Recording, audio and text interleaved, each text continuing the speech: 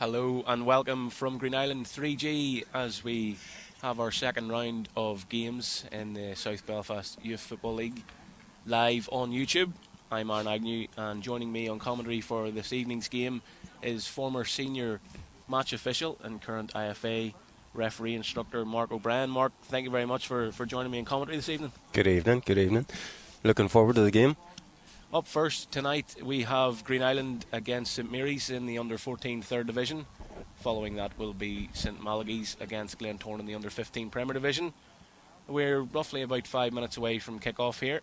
The referee for this evening's game is Neil Gillespie, a senior referee himself. Mark, somebody that you know very well. I do indeed.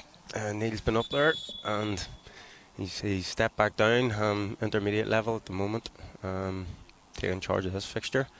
I'm sure he can handle it okay. As he's called both captains in this evening. We'll just run through the lineups for Greenisland. In goal, starting the game, is Micah Hill. Number 3, Ben Dickinson. Number 7, Andrew Thompson. Number 18 and captain Alex Wilson.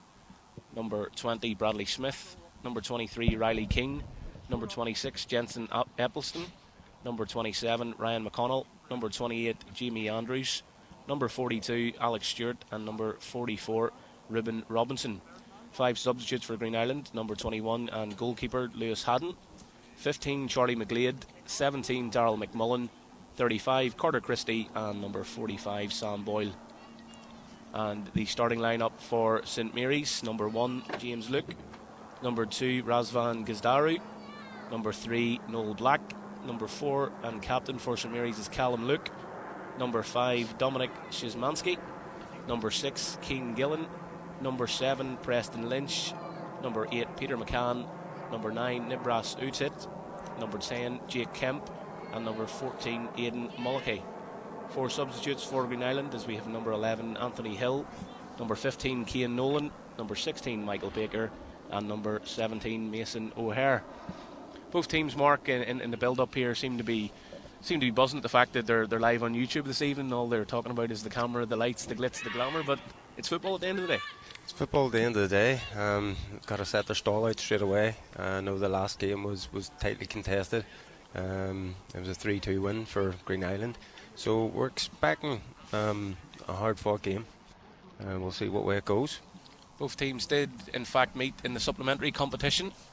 Greenisland did finish on top spot. Their only defeat, in fact, in that competition was against St Mary's, and they'll be looking, obviously, to get some revenge today. And Mark, you had a chat with both coaches, staff prior to this game about how they're lining up. Have you any insight for us? Well, St Mary's said they're going to set up with a 3-5-2 formation, try and press straight away. Greenisland, more or less the same. They're going to go forward at the back at the start and see how it settles out. But I would expect St Mary's to hit the ground running, try and go on the offensive straight away. Greenisland in their all-maroon strip with St Mary's in white, navy and navy. And yeah, they have indeed set up with that 3-5-2 formation. And when you're at this age of football, under 13 and under 14, the physicality makes a big difference, and there's a blend here on both sides of players that have stretched a lot earlier than others. Definitely. When you're looking at some of the players there, there's a lot of them out there, sort of at this age level anyway, Makes a big difference. St Mary's get us underway, but it's Greenisland on the first attack down the left-hand side through Jamie Andrews. He sets it back to his full-back as St Mary's look to clear it forward, and then you can see early on they're looking to hit the front men. They've got 2 up there. Pressure from Greenisland captain Alex Wilson.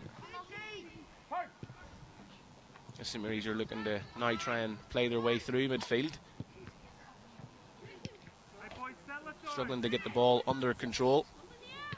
Pressure from Greenisland high up the pitch. Captain Wilson is there again. This time it's out to the right to McConnell, as the ball goes out for a throw-in deep in the St Mary's half. It seems to be Greenisland have started a lot quicker, pressing half the field, as you said, looking for the early opportunities. All St Mary's players back doing some defending here as they look to clear forward. It's a miss clearance by the Green Island defender, and nice and safe there by Bradley Smith as he just puts it out for a throw-in. Wilson back looking to get the ball under control, but it's one in midfield as Nibrasutit looks to drive forward. Referee waves on advantage as Gillen passes it back to defender Gazdari, who plays it outright but can't quite find the teammate.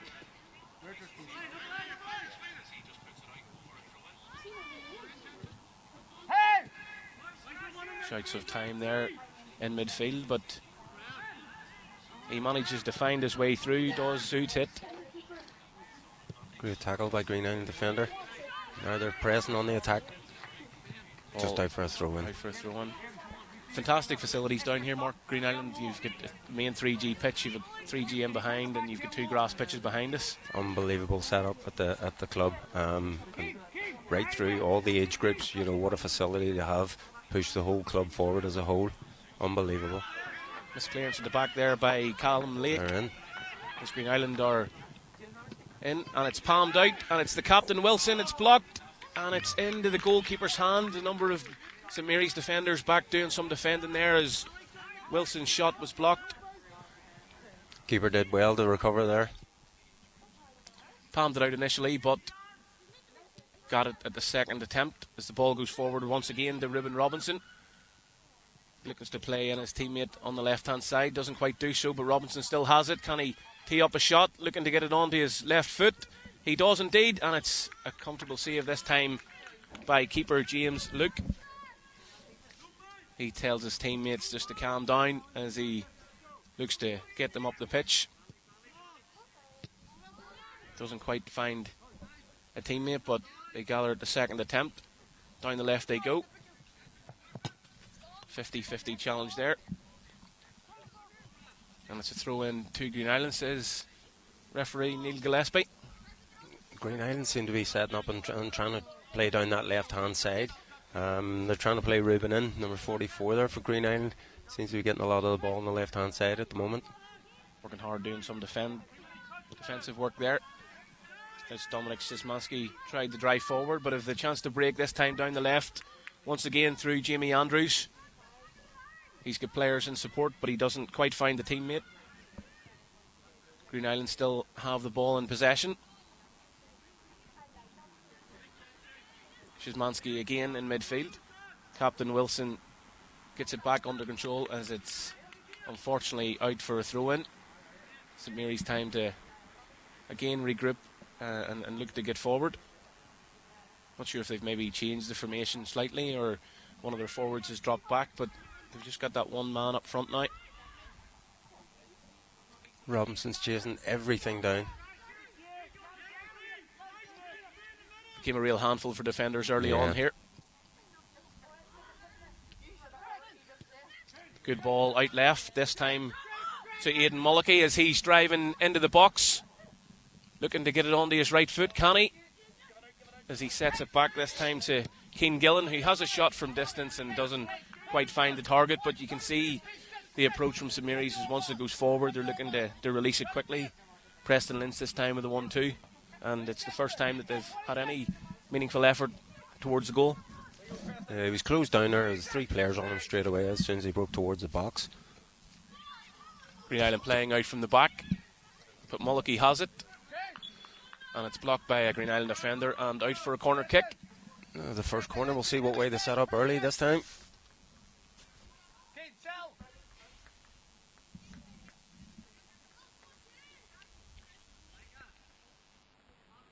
All seem to be grouping at the edge of 18 here. A lot of late runners coming. Preston Lynch inside the 6-yard box, it seems. Can Green Island clear? And that'll be a free kick. Brave to go up and win the header. He's probably the smallest player on the pitch, and he wasn't too concerned about who he was challenging there. You can see, Green Island set up from that goal kick, and I suppose it's a bit of a philosophy throughout their entire club was to be comfortable on the ball and take them chances, and they done so there. Definitely playing out from the back if they can. Back to St Mary's goalkeeper and composed on the ball as he just dropped it into Callum Luke. goalkeeper James Luke did, possibly brothers or relatives of some sort. Andrews has a man outside. He still has the ball, Andrews. Looks to slide in teammate Eccleston down the left and doesn't quite do so.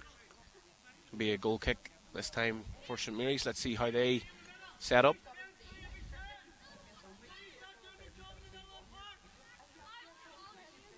Captain Callum Luke is going to hit this, and again playing out from the back over to his other centre half and then out to the left wing back.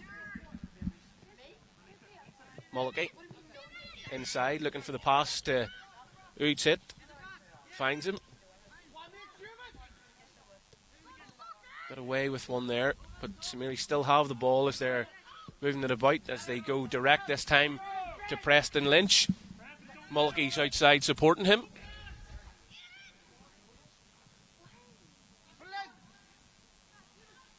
Malachys with the ball into the box and it's headed clear. Gillen on the half volley and doesn't quite find the target, but good positive play there from St Mary's. Positive play, probably looking for their top man up top there, number 7. Probably looking for Lynch, trying to break that ball over the top for him to chase on to. Hopefully getting a one-on-one.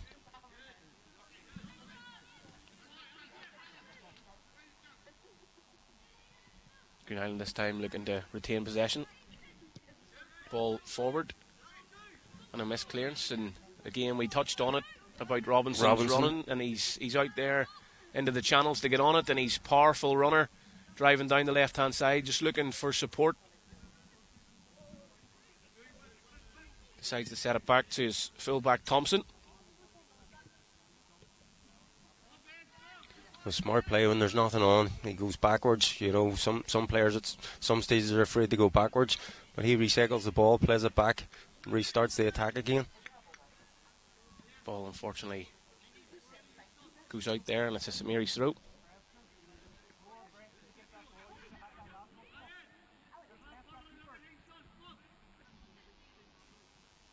I think St Mary's are being pressed really deep. Find it very difficult to get out of the half at times. Throw in this time for Greenisland. Goes long looking for Robinson. There's going to be a breakdown of communication there. There quite possibly was, but goalkeeper managed to get his hand on the ball just before the Greenisland striker did. Yeah, there's a bit of miscommunication, as you said there. Probably needed a good shout from the goalkeeper. He was a bit late in coming off his line. The break's on now down the right hand side. Will he get there? Does well to keep it in. McConnell cutting back inside, looking for a pass. Wilson. Robinson loiter in the middle again. Opportunity here if he can get this forward to Lynch. Oh, the break's on. Lynch has it for St Mary's. He's got Jake Kemp inside the box and he can't quite get a decent ball in there, but you can see the time the ball goes up to them two forwards, they're just looking to release it quickly. Yeah, definitely. Looking to break down that wing and hopefully pick out someone in the box. Micah Hill has options and he plays out to full back this time. Mulligan back doing some defending. Chance to drive forward here. Beats 1, beats 2, beats 3. Advantage being played. Nope. Referee Neil Gillespie pulls it back for a free kick.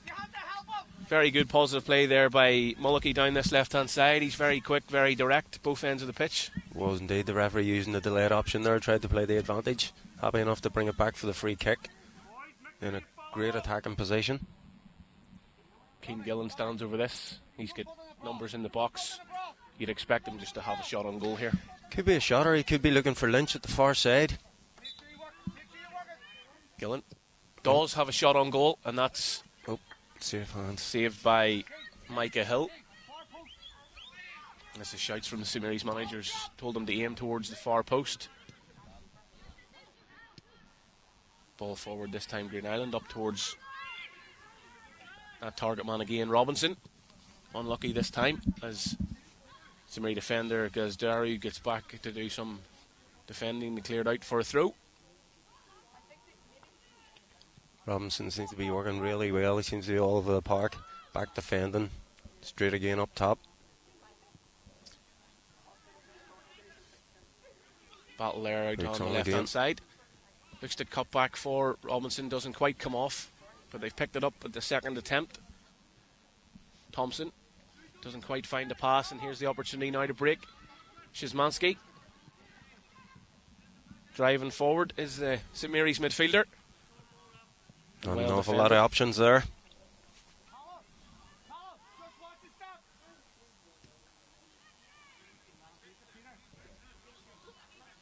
Good footwork by Jensen Eppelston, but he was unlucky with the pass.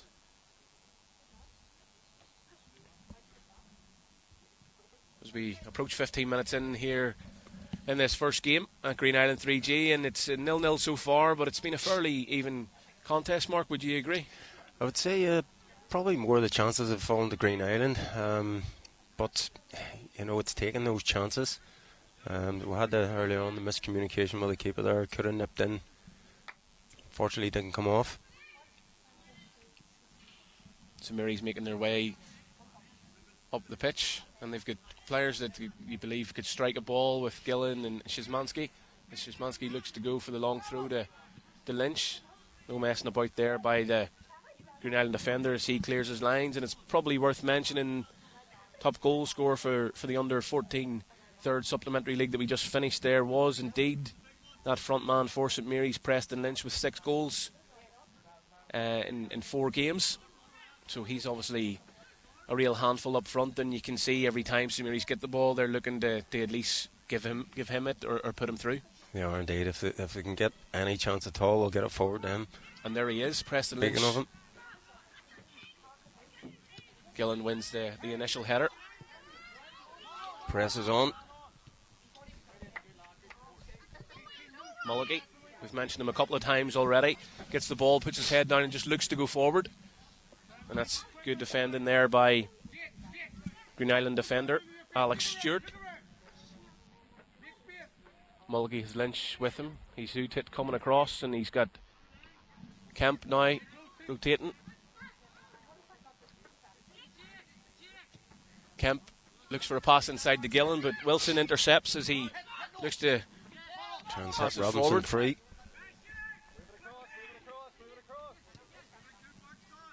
I think St Mary's best option is probably Malachys down this left hand side if he can get a one-on-one. Robinson releases it out left, and that's a Super tackle. great tackle by captain Callum Luke. Jimmy Andrews just offside there. And we heard a wee shout there, Mark, just it's something we probably touch on. It happens quite regularly in youth football, is the out-foul throw. You know, I suppose, when do you want to implement it and try and help the players and encourage them and sort of show them? But at what point do you really say, right, you know... At youth level, usually when the players are coming through the youth groups, you're trying to more coach them as far as it goes. At this level, I mean, a foul throw is a foul throw at the end of the day. But again, you're trying to let it go as much as you can. Is it a case of giving each team one each, and then if it's... Possibly, if it's blatant, you know, it's along those lines. You know, if he's thrown it directly down in front of him, there's nothing the referee can do but give the foul throw. But you're trying to keep the game flowing, and you're trying to let it go if you can.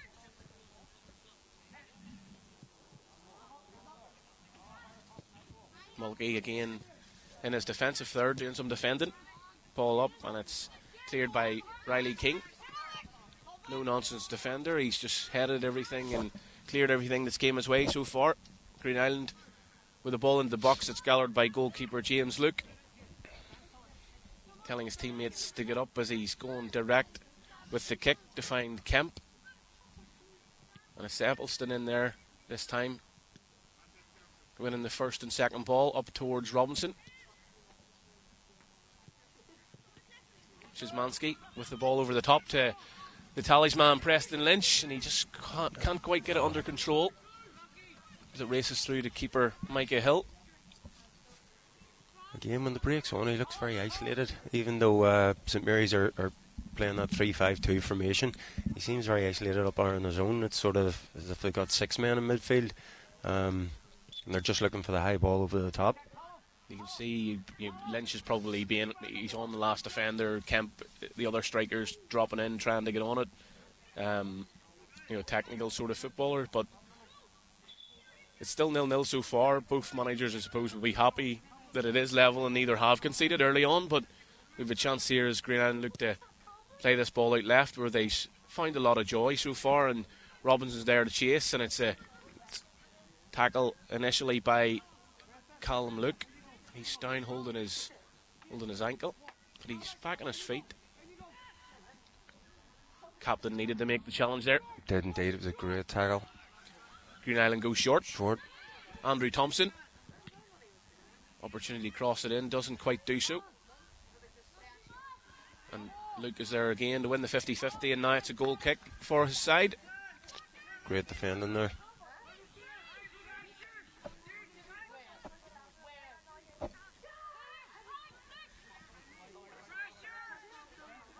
And trying to play that structured football out from the back again.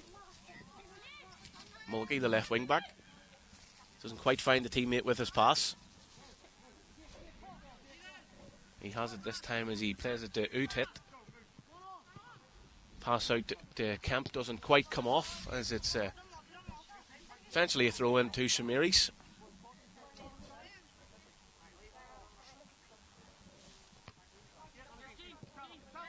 Gillen. He's got plenty of Green Island players around him, but he still has possession. Looks to play in Aidan Mulkey down this left-hand side as defender Keane comes across to win the tackle, and it's a throw in to Samiris deep in the Green Island half. Again, it seems to be all the play down the left-hand side for St Mary's here. Lynch. Back to Mulkey. Mulkey with the ball into the box. He's got no teammates in there. It's a missed clearance, and it's back to Hill. Hits it forward. Gazdari. The full back for St Mary's, and that's a lovely bit of skill there by Peter McCann. And that's either a well-timed tackle. Neil Gillespie's pointed for a corner. How far away are we? It's close, wasn't it? It was close indeed. I think he just got the toe to the ball. And given the players didn't scream or throw their arms up, it's probably the right call. Yep, was indeed. Lynch over to hit this corner kick. Just clips it into the box, looking for Szymanski. Doesn't quite find him. Another opportunity now for Lynch to get the ball in. He does in the half volley, and it's into a dangerous area. But the offside flag, or the imaginary offside flag, goes up. Referee's call all day.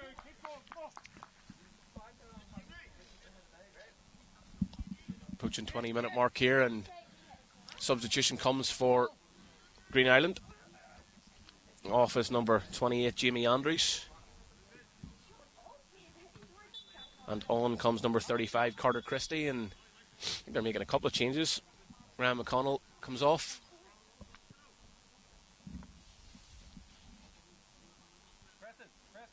And they've moved Robinson out onto the left-hand side, and they've brought on Darryl McMullen.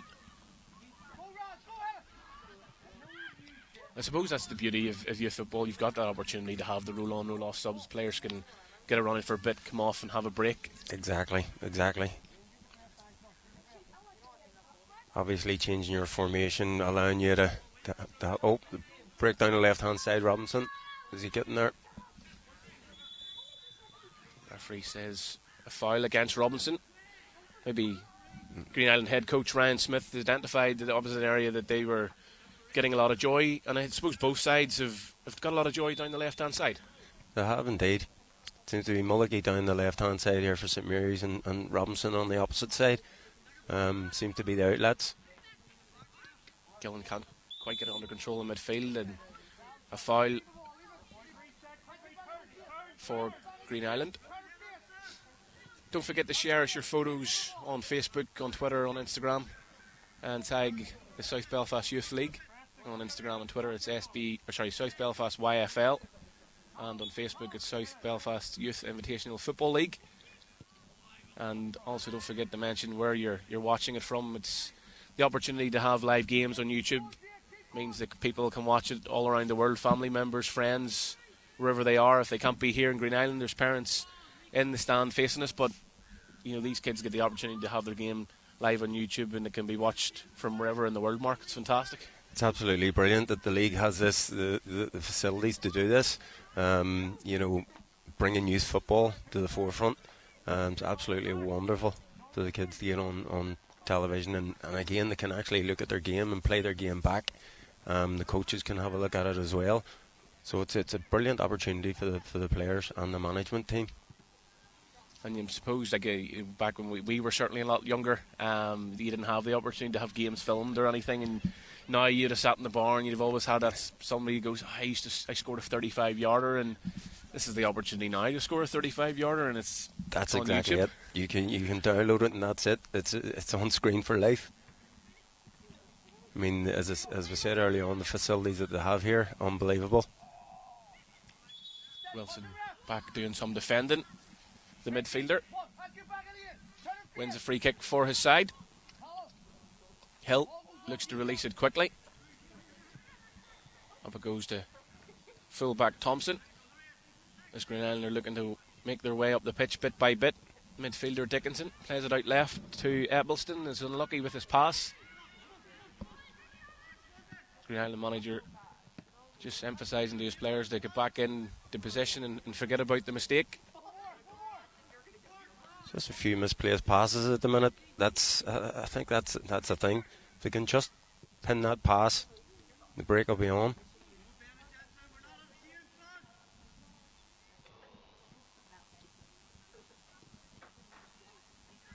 Ball out for a throw-in, and we've had a few messages come through from people watching the game around the globe. I want to give a wee shout out to John Irwin, who's watching the game, working hard tonight. Clearly not if you're on YouTube watching youth football, but as long as the boss doesn't see it, as that spin there near caught Hill out, but he sort of is expecting it. Yeah.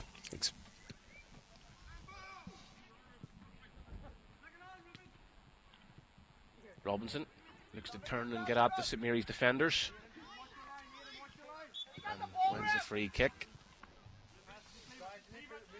Shout there by the St Mary's the St Mary's management staff that he won the ball, but I think there's always that shout of he won the ball. At the end of the day, winning the ball isn't everything. Maybe back in the 80s when those tackles went in, it was. Nowadays it's not all about just winning the ball. It can still be a free kick. St Mary's playing a very high line here. Eccleston standing over it. He's scouting for options. He looks to clip it out to Captain Wilson. Doesn't quite get it under control. Gillen up to win the initial header. Thompson just sends it back the same direction. Thompson again with a first time ball, and that'll go straight through to goalkeeper James Luke. He looks to release it early. Utit to hook forward, and Kemp's back in looking to get on the ball. The striker. That's a poor pass as substitute Christie releases it to Darryl McMullen, but it's a comfortable save for the keeper. Must also mention as well that Greenisland forward Darryl McMullen did score 4 goals also in the supplementary competition, with his teammate Ryan McConnell scoring 5. So there's goals amongst both sides, Mark. There is indeed. We just haven't had one yet. It's rolling towards half time.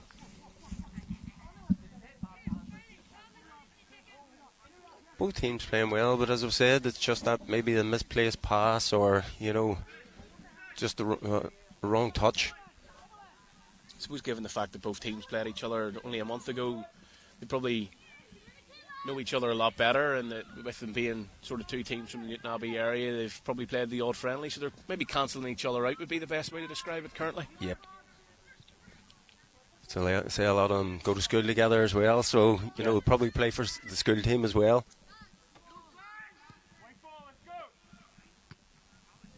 Szymanski in midfield just sets it back as they look to play it out right to Peter McCann. Doesn't quite get it under control. Thompson's going to get the ball and looking for a teammate to release it quickly too. Doesn't find one.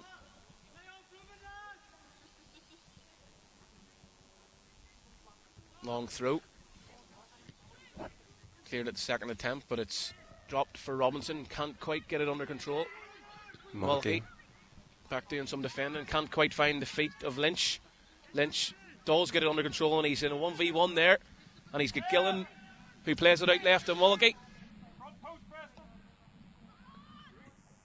Into Lynch, and it's a shot that hits the side netting. I think the pressure there from the Green Island defender done enough to put off Preston Lynch. Great bit of defending there by Bradley Smith. Was indeed. I think since Christie has come on the right wing, he's pushed Malachys back into the wing back position more, and that's the first time he's ventured up the field of play. There he is on the ball, Christie, driving forward. Unlucky there by the St Mary's defender. Again, we have the Alfils Road shout. I think that would be one to each side then. And this time it'll be a throw in to St Mary's. Another shout out to league chairman Rob Johnson, who's at a game this evening. He's got his phone up and he's watching the live YouTube. Malachys again. Inside he goes. He's got Gillen there. Great footwork. Gillen scans the shoulder. 1-2 with Malachys. Into Lynch. Doesn't quite beat the defender. And that's a great tackle by Appleston. Again, the first time pass out left to Malachys. Christie back doing some defending. Malachys this time doing some defending.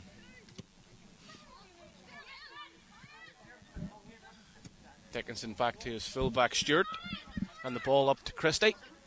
Can he find Robinson out left? He does. Robinson has a chance to drive in on goal here. Tees up a shot, and it's high over the crossbar. That's the first real attempt that Green Island have got Robinson in there in a great area. He's probably hoping to do a lot better there. He was very intelligent, pulling himself out wide, getting himself away from the defender, giving himself space. He probably had more time than he thought there. He could have drove in a bit more, maybe closer to goal.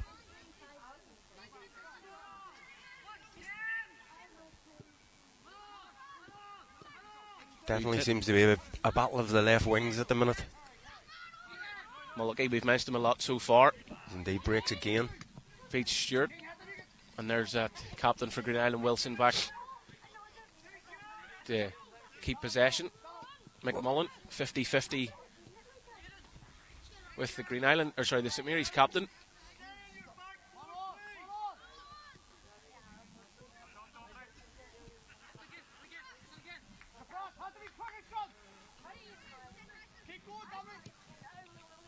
Green Island skipper Wilson, he's everywhere.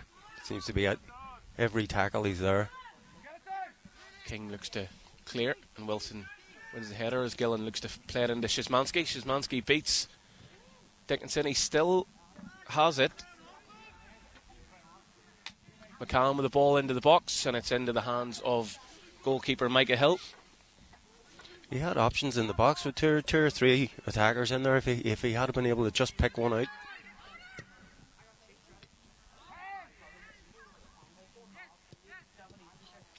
There's that captain again that you've mentioned, Mark, about just constantly being in the right place at the right time. Yeah, right place, right time, breaking up play and setting up the attack. He's put a shift in already today. But again, that's what playing midfield's all about, isn't it? You have to be here, there and everywhere. Exactly. Box-to-box midfielder.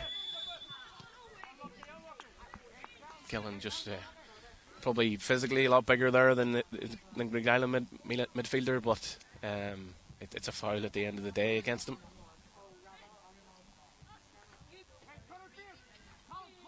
Five minutes to half time. Still scores are level. Green Island nil. St Mary's setting up with a high line. It's worked so far because Green Island haven't had the chance to get in, can they, this time? And the ball out to Robinson, trying to barge his way through on goal, And keeper out well to smother. James Luke, he has been reading it really well. Header won by Smythe. And the ball goes out for a throw in.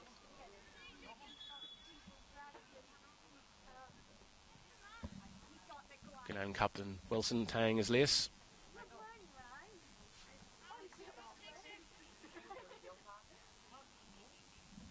It's been a well balanced game. At times both teams cancelling each other out.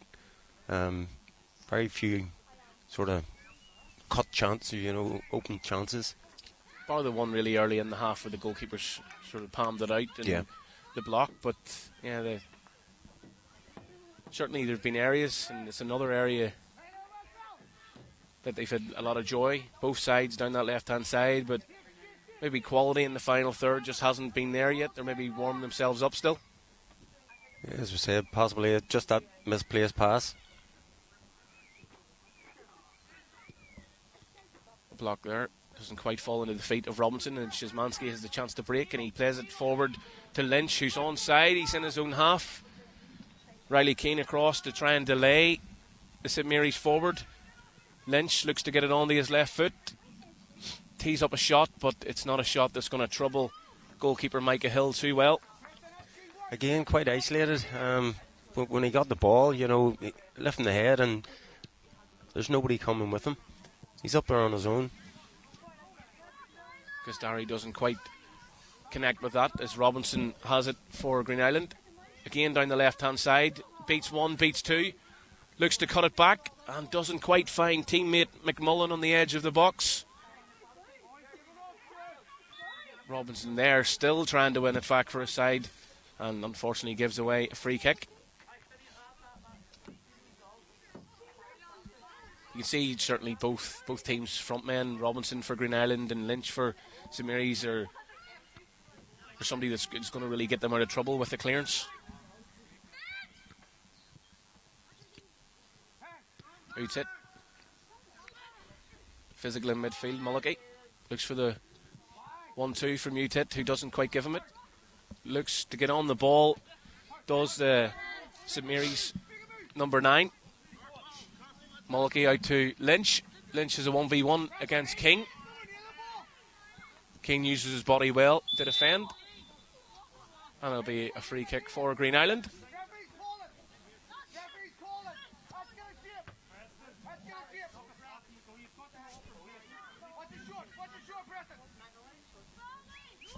Shouts from the St Mary's coaching staff to watch the short free kick and let them go long. Stewart across to defender Smythe. Goes across this time to fullback Thompson. Thompson looks for that early pass and finds McMullen in midfield. McMullen has it and it's out left, but Robinson isn't out there this time. As the Greenisland manager just makes his players aware not to play a ball straight across the pitch like that. But they've managed to win it back deep in the St Mary's half as Gillen looks to clear. Stewart has a look for options as referee Neil Gillespie blows for half time. It's level here at Greenisland 3G in our first game live on YouTube this evening in the under 14 third division. It's Greenisland 0, St Mary's 0. Mark, how do you think both managers will approach the half time team talk? I think Greenisland will be the happier. As I said, they seem to have created more chances early on in the first half. But as the game went on, St Mary's have grew into it. They've had, that, as I say, Malachys down this left-hand side seems to be their option. He seems to drive inside a lot and trying to get Lynch, but Lynch is so isolated up top. And he seems to, as if he has to do everything on his own at the moment. If they can press further up the pitch and possibly get him a bit more support towards the edge of the 18, they might just have that breakthrough. But I think Greenisland will be the happier side at the moment. Yeah, we are level at the break, and of course, with the way the South Belfast League format runs, we start the season with our supplementary cup competition league stage. That's finished. and this is the start of a new competition in the divisional format, where both teams will play each other twice. So I suppose early stages in the season, neither team will want to drop points. So I suppose their cagey approach, certainly for the first half, and hopefully the second half is a lot more action for us. Yeah, they'll probably, as you say, that sort of cagey approach, don't want to lose and sort of they don't want to push too much for the win. Would they settle for a point? I'm not sure. They probably want to set a marker down this early in the season. They're thinking, if we can get the 3 points on the board, push forward. But as football is a game of two halves, we'll see what the management team say to each at half time, and see if there's any changes, maybe change the formation. The 3-5-2 at the minute doesn't seem to be working for St Mary's, so maybe a slight change in their formation might change the fortunes for them. Mark and I will be back in a couple of minutes' time. We'll just let teams regroup and have a drink and get themselves ready for the second half, and we'll be back in a couple of minutes.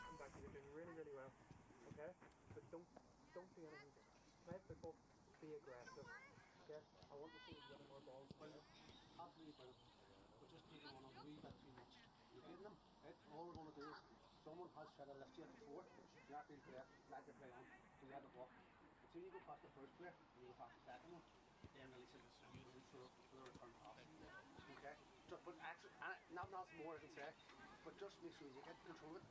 See when you get the ball here, there's only you and you're following front end passenger. Go for it. Go in. Drive. Get the head up. Look at him. Go past him. If you have to play a 1-2 with pressing, or G8, whatever it is there, play it. And point where you want it. As soon as you pass the point where you want it, go for it. And drive in on it. And on your right foot. Smack it. Boys, absolutely excellent. I can't say nothing more. Right? We're playing the better football. We're wanting to play football. All we're doing is pushing it, right? Pushing it, and then picking up the scraps. We're trying to play it individual. The two wide men, 44, the one that Ross has, or Peter came back there and Mark, right? He's the position one out of two. Nice very skillful upper. Stand up and show my eye. Yeah, we're depending on all your point. Stand up and show my eye, right? You listening, boys? Stand up and show my eye. Right? If he's dangerous, cross the ball, show him the eyes, get in front of him, say, you're not going to pass the ball, you're not going to what you have to do. Take the present there, take a ball off, pass. Okay, boys, same work rate as before. It's here we take now. Never get enough 2-1 this year, or 3 each or all of them, last time. We're rolling, right? Come on, hands in again. Come on! We'll just watch that boy, you're drifting off. Put him under the cover. Come on, it's not a good one. It's a big guy, but seems to put him under pressure, he's struggling. Hands out. Boys. Fight for everything, okay? Don't let the ball bounce. Get into the foot, roll it back clean. Don't let the ball bounce. Get in and fight for it, okay? Off the pitch, let's go, Michael! Work hard for each other, and we take off. And you go out and enjoy yourselves, yes?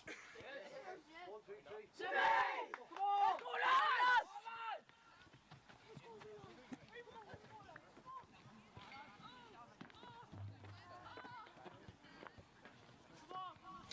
Welcome back from Greenisland 3G as we are about to kick off here in the second half in this under-14 third division game between Greenisland and St Mary's. It's level at the break, 0-0 so far, no goals scored, no real chances of note. I'm Aaron Agnew, and as mentioned previously, if you're only just joining us, on commentary with me for this game is former senior referee and current IFA referee instructor Mark O'Brien. Mark, we chatted just, suppose, off camera there at half time about how the teams have been cagey in their approach, and hopefully the second half has a lot more action in front of goals. Hopefully, looking at the way that the teams have set up coming out, I don't think there's been any change in formation from either, so we're hoping maybe for an early goal, set a wee spark to the match. And both teams, in fairness, have got into good areas. You've had Robinson causing threat for Greenisland on the left-hand side, and you've got Malachys causing threat for St Mary's on the left-hand side, and you know how dangerous Preston Lynch can be with the goals that he scored already, but we haven't really had the opportunity to see that quite yet. There hasn't been an awful lot of goal-mouth action. Seems to have broke down in around the 18-yard box. But hopefully chances will come in the second half. Teams probably as they tire a wee bit as well. Szymanski with the ball inside to Kemp. Always looking to drop in and get on the ball. Does the St Mary's forward. Kemp still has it, and the advantage was there, but unfortunately there was no advantage gained, and it's a free kick for St Mary's and an opportunity to put substitute keeper Lewis Haddon under pressure here as he orders his wall to get formed nice and early.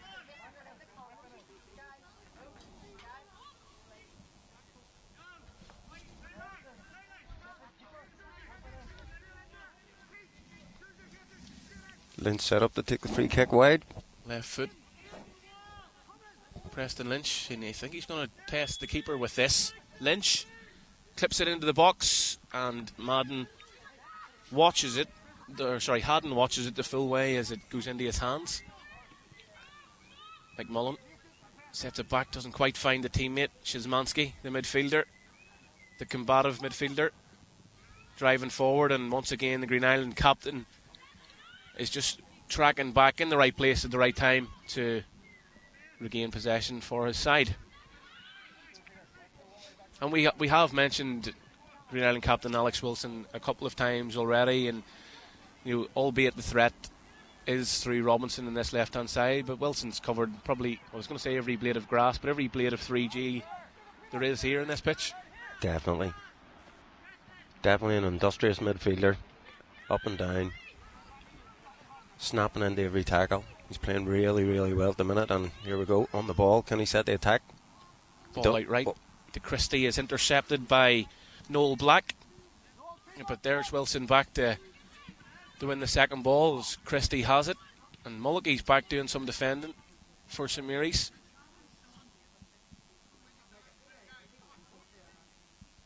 Nip and tuck so far. Malachys looks for the pass inside, but it falls to Green Island forward McMullen looking for an option, and referee Neil Gillespie claims he was fouled, and it'll be a chance here to get the ball into the box.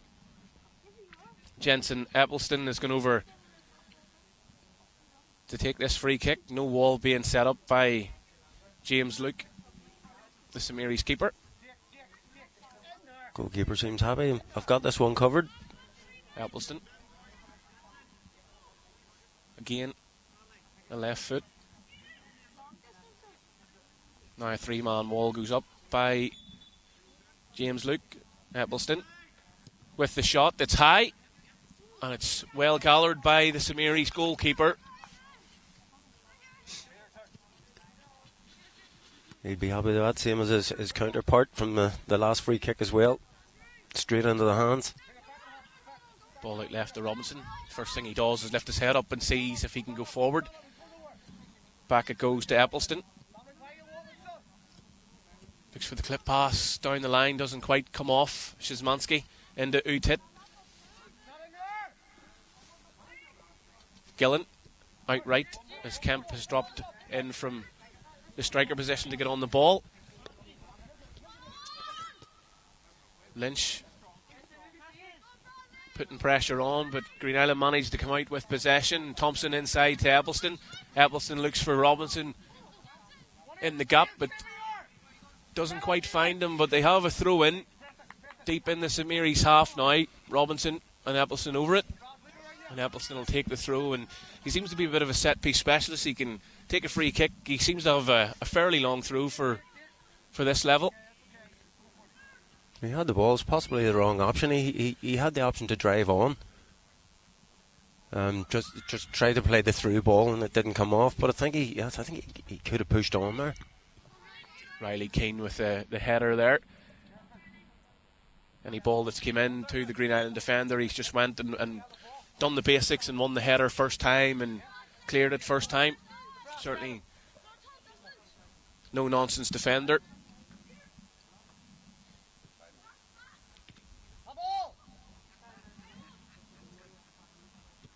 Gillen clears it to Lynch. Lynch has the opportunity to drive forward. He's got Kemp ahead of him.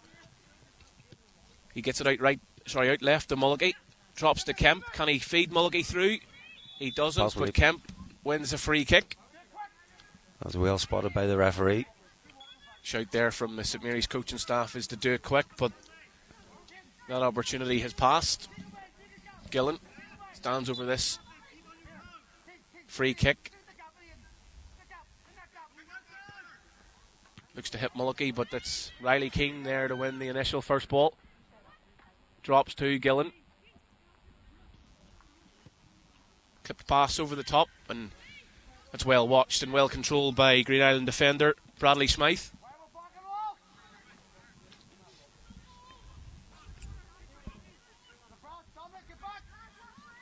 Christie down this right hand side, looks for options inside, puts it into the box, looking for Robinson, and it's going to fall to Green Island player, and it's in. And we have the opening goal of the game coming 7 minutes into the second half, and it's scored by Green Island substitute Daryl McMullen. What a wonderful strike. Fantastic strike to direct it into the bottom corner, and Christie, you seen when he got his head up, he was looking to put a ball into the area, and it just fell lovely onto the edge of the box for McMullen, and all he had to do was guide it into the corner, and he did so, and it's Green Island who take the lead in this game here at Glenkeane Avenue 3G. It's probably what the game needed, just that wee spark. It was a lovely finish, absolutely lovely. Timed it perfectly.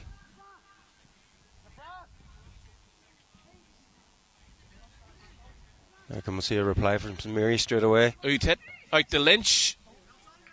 King doing some defending, and it's still there for St Mary's. Kemp on the edge of the box, and he looks to be down there. The 50-50, and I think he was just. It's just more the impact as opposed to there being any malice in it. Possibly. I think Neil's called that one correctly. It's obviously a 50-50 challenge. Both go in fairly robustly, you would say. He seems to have come off slightly worse. Coaching staff straight on just to assess how Kemp is, and they look to be moving his leg.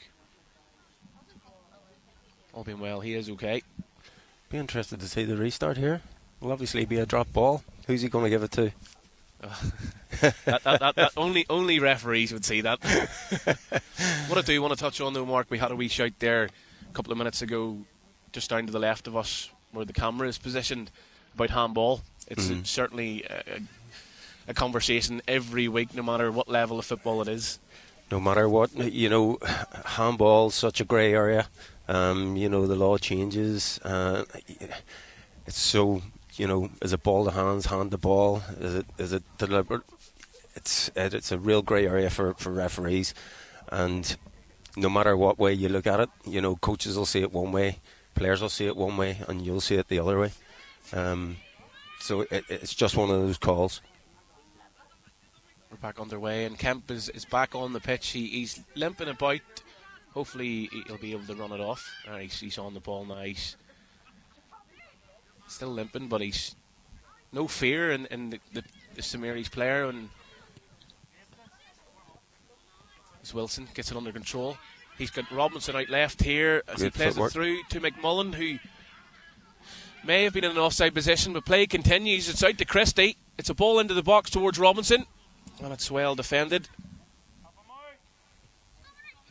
by Gazdari.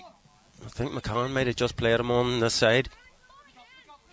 Szymanski to Utit. Robinson has it. He looks to go down the left hand side, and Keane Gillen's across doing some defending. Well timed tackle. Another substitution here coming for Green Island. Off comes number 3, Ben Dickinson.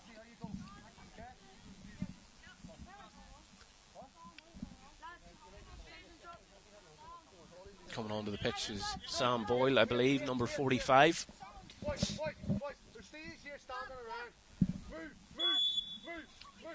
Shouts of movement from the St Mary's coaching staff as Utit can't quite control it.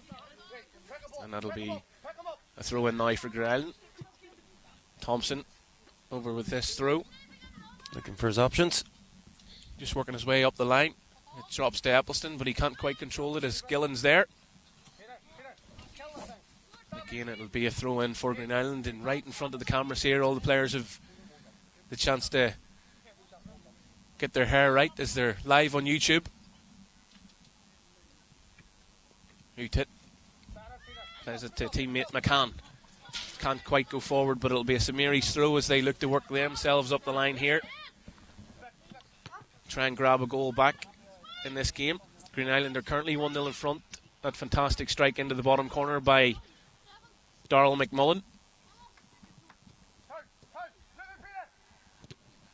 Gillen put under pressure by substitute Sam Boyle, getting amongst the action.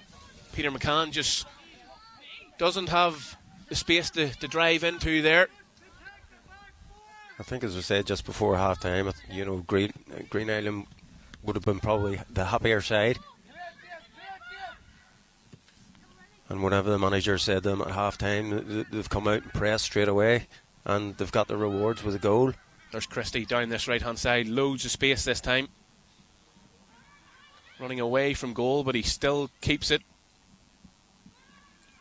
He's got plenty of options if he lifts his head up, and he probably picked the wrong option as he was looking to find goal scorer McMullen, but Captain Wilson was standing free in the edge of the area.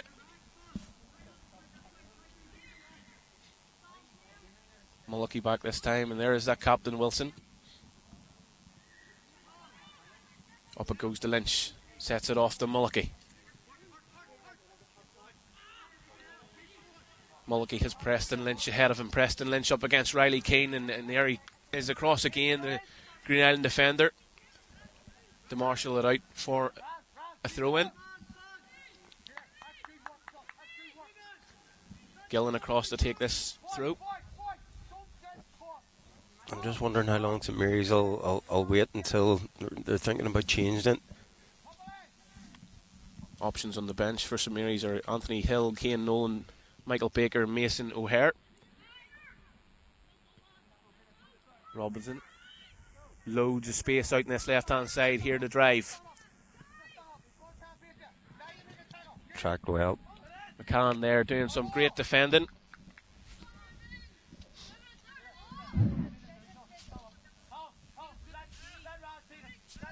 Robinson thinking that's my ball. Another substitution here. Ruben Robinson coming off, as is captain Alex Wilson for their break. And Wilson needs a break, alright. He's been everywhere for the... He has. Such a shift he's put in the first half, and well due rest. Coming onto the pitch for Green Island. I think it's just like for like, more or less. Just slot into the same positions. McConnell back on for Green Island. I think that was a bit of smart play there by the St Mary's midfielder. Indeed. Gillen just felt the nudge. Felt the nudge and think, I'll have the wee free kick here. Going the wrong way. High line this time from Green Island. Big kick. And Preston Lynch is in on goal here if he can get through there. Mulkey's there. Keeper's out. Keeper Haddon is quick off his line. Sweeper keeper, it was well read there. Now the space is opened up for Christie. Gillen's across. Christie's up against Gillen in a foot race here. Christie gets the better of him. Can he find a teammate? Still there from Green Island, and it's blocked by captain Callum Luke. Malachys forward into Preston Lynch. Lynch with the ball through to Kemp, and Kemp is in on goal under pressure by Thompson. Good defending. Could have very easily went wrong there. Well composed there by Thompson.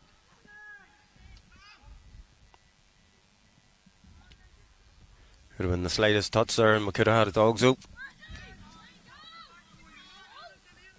Shout there of keepers. But St Mary's have the ball with Peter McCann on this right hand side. Down the line it goes to Lynch. Forward, looking for Lynch again. Just outside the 18. Trying to get it onto his left foot, and it's into Kemp, and it's cleared by Boyle. Falls to Szymanski, who tries to have a shot on goal, and King's there to block the effort, but it's out to Malachys. Malachys to Lynch on the edge of the box. Can't quite control it as Christie's there to win the 50-50.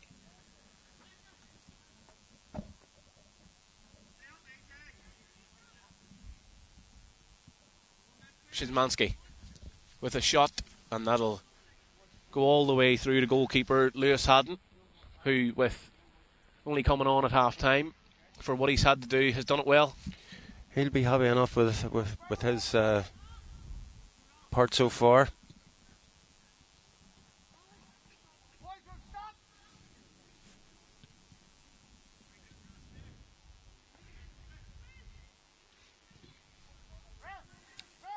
I believe that's Micah Hill that's came on for St Mary's now looking for a change. Will they change of formation, or is it just change of personnel? Outset and Kemp coming off, and coming on is Anthony Hill and Mason O'Hare. As I was mentioning there, I think it is actually Micah Hill, number 40 for Greenisland, that's decided to put his goalkeeper jersey in the dugout and come on outfield. It's a real sweeper keeper. Malachys now moved on to the right hand side. First bit of action there for Mason O'Hare.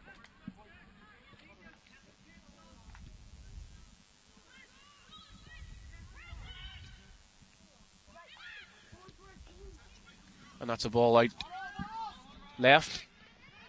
McConnell can't quite find McMullen. Still there. Can I get the shot away? And it's into the hands of the Comfortable goalkeeper. save for the keeper. Can he set an attack off? Ball forward to find Lynch. Just a wee nudge in the back by Riley King. And it's a foot race that Anthony Hill has won. Preston Lynch onto his left foot again. Can he get a shot off? It's blocked. St Mary still have it. Great defend again. Ball up to McMullen.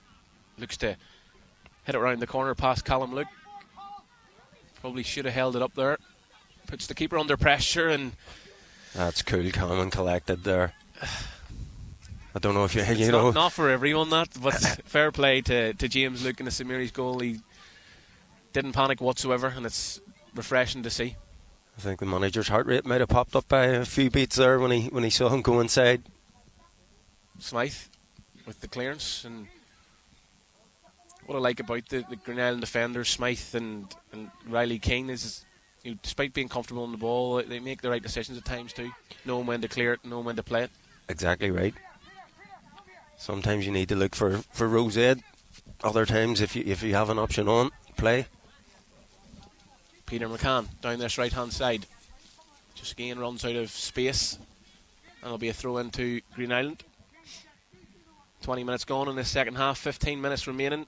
Still plenty of time left for a chance for St Mary's, as Greenisland lead through that goal by McMullen. Mullicky, he's been dangerous all game. Out to Hill. Hill with the high one towards the back post, and doesn't quite find a teammate. Lynch is clapping his hands. He sees the positive approach now from St Mary's. They're starting to put more pressure on the Greenisland goal. It was a sort of cross-come shot there. It was a bit of caught in two minds.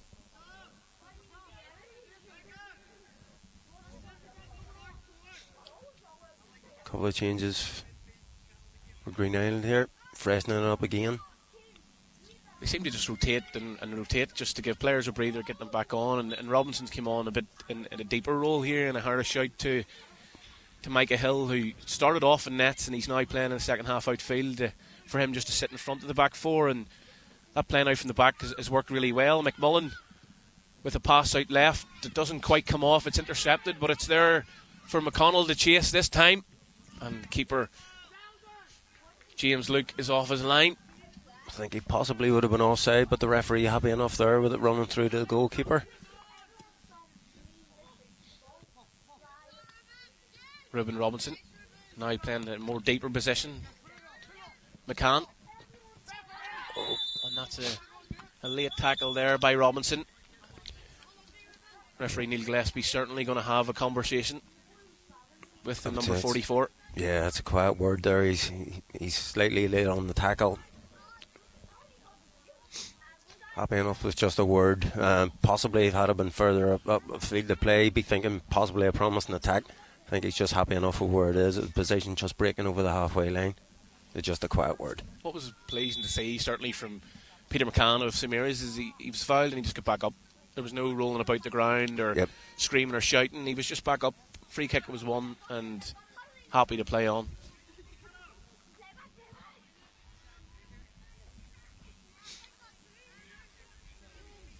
So looking at it, probably Greenisland the happier. Thinking pushing towards the 3 points, hopefully. Maybe wanting to sneak another.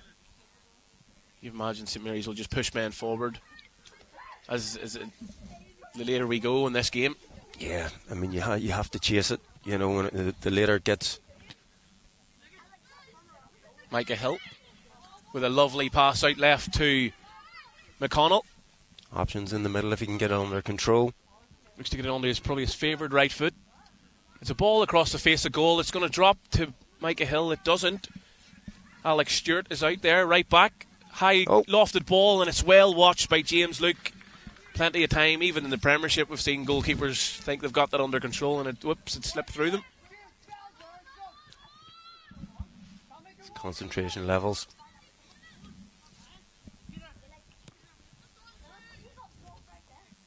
Good bit of defending there by Razvan Gizdaru. McConnell has the chance to slide it out right, doesn't do so. Captain Wilson's back on the pitch. Szymanski has it now for St Mary's as they look to break. Peter McCann's out right. Working their way up the pitch. Claps of encouragement come from the coaching staff.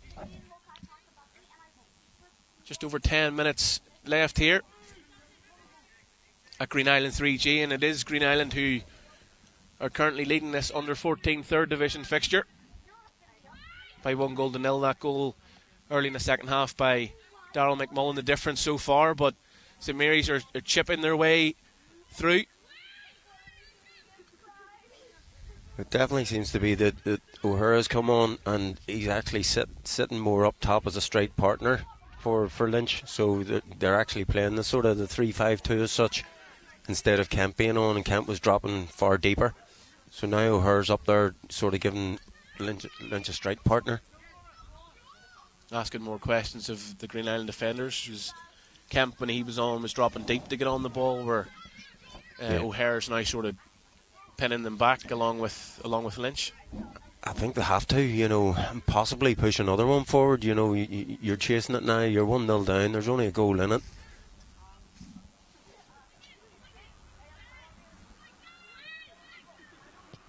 Guzari with a lovely weighted pass to Peter McCann. Can't quite find a teammate as Micah Hill's just looking to spread it out right. Doesn't quite do so. Noel Black with a pass. He's trying to get O'Hare through. Andy O'Hare. And it's going to fall to Szymanski. Has a shot. And it's just over the crossbar for St Mary's. Hands on the head. He thought it was going to hit the back of the net there. Possibly St Mary's sort of their best play of the second half. Seem to be pushing deeper up now, as we said, changing the formation, putting, you know, basically the two up top now, asking the questions. Can they get the breakthrough? That's the thing. Goal kick again, going short. Out to McConnell. McConnell's under pressure by Gizdaru, who wins it back for his side high up the pitch. Still has it, Gizdaru. Szymanski into Gillen, doesn't quite come off. McMullen has the chance to open up the pitch, and he'd also with a pass out.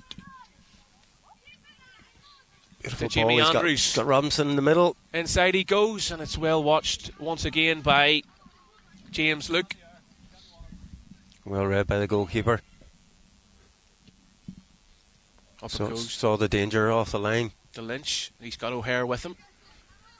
Micah Hill, certainly a man of many talents. Goalkeeper, done well in the first half, clean sheet, and he's in midfield here, putting in the groundwork. Possibly thinking I'll have a clean sheet and maybe a goal. Well, won there by fullback Alex Stewart, sorry, hasn't done much wrong so far, but he anticipated the ball there and went and won it. Now he'll go and take this throw in.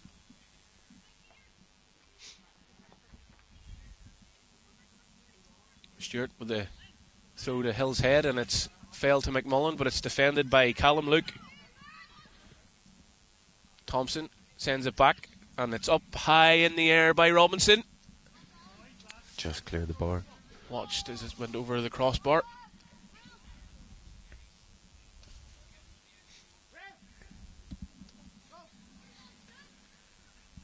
Substitution here coming for St Mary's. Coming off is number 5 midfielder Dominic Szymanski.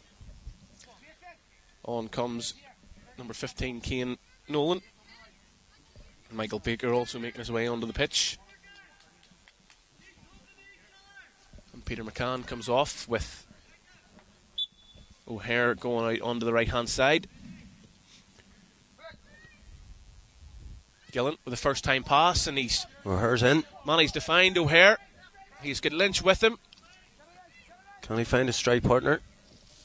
and it's well defended by St Mary's defender Bradley Smythe, and it'll be a corner kick and a chance for the bigger players to go up and win this here. Now, Lynch taking the corner, you'd be thinking with his height, you'd prefer to have him in the box. And Swinger, left foot, clips it into the box, and it's well won. It's fell to St Mary's defender. And it's eventually cleared by Greenisland. And the hands were up there, and I suppose when your hands are up and it's hit your hand, it's definitely a handball. Again, it's the reading of handball. Gillen sets it back to Gazdari. Out it goes to O'Hare. Ball into the box, and Micah Hill's there doing some defending. It's on to Lynch's left foot. He has a strike on goal, and it stung the hands of keeper Haddon, and the referee has adjudged it went out for a corner kick. We're probably the furthest away to judge that. Well, Yeah, I think the referee's the angle on it there. We haven't any angle from here to see that. Lynch clips it into the middle again. Can't quite find a teammate. It's going to bobble about. Can St Mary's get a shot off? They can't. Gillen. Greenisland now look to break. And it's a shout of keeper there by Lewis Haddon, and screams from the coaching staff to settle down. It's what they class as game management. With 6 minutes remaining, 1-0 in front, there's no need to rush things in the Greenisland side. It's St Mary's, you're going to need to push more men forward. The ball's found Robinson. If he can lift his head up, he's McConnell out to his left. Out to the right he goes. Andrews doesn't quite find the pass.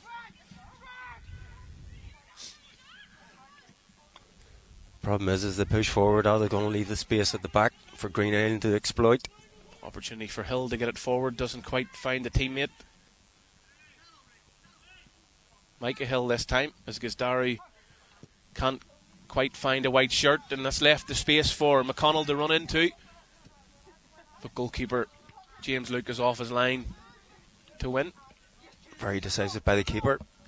Nolan pass into O'Hare. O'Hare wins the 50-50, but Smythe clears his lines.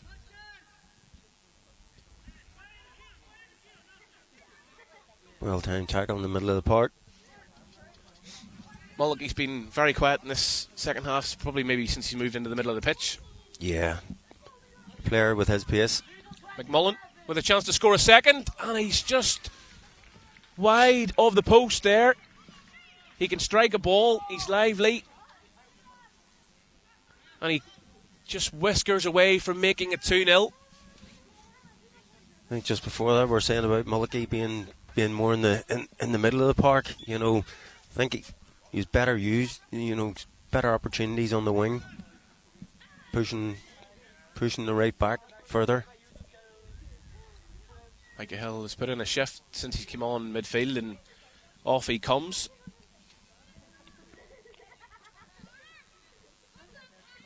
Again, rotating their players, using substitution as well.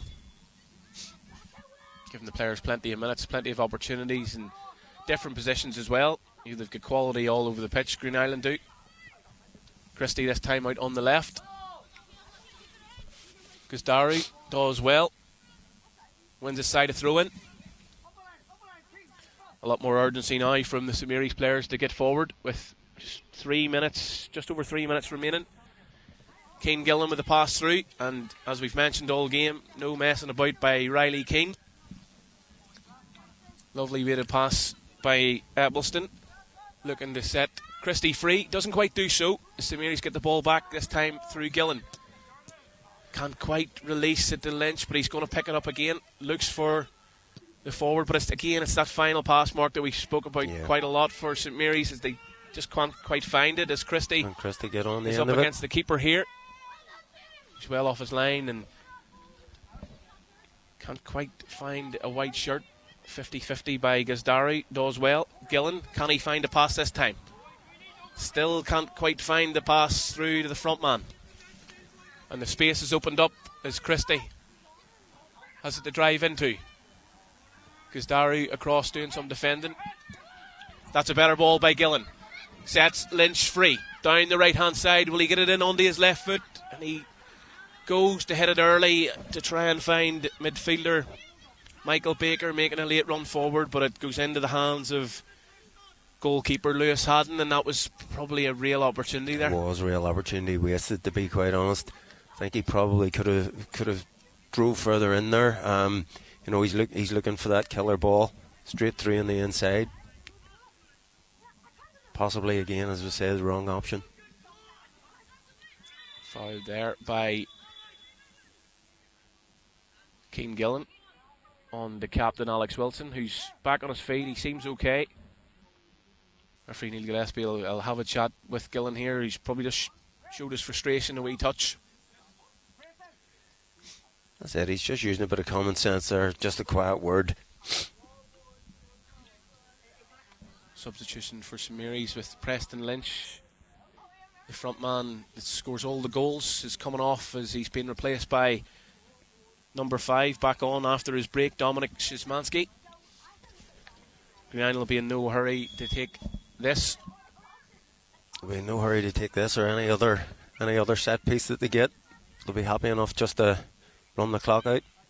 Wilson loses it. Gillen to Malachys. Malachys with the ball forward to Szymanski. Szymanski on up front.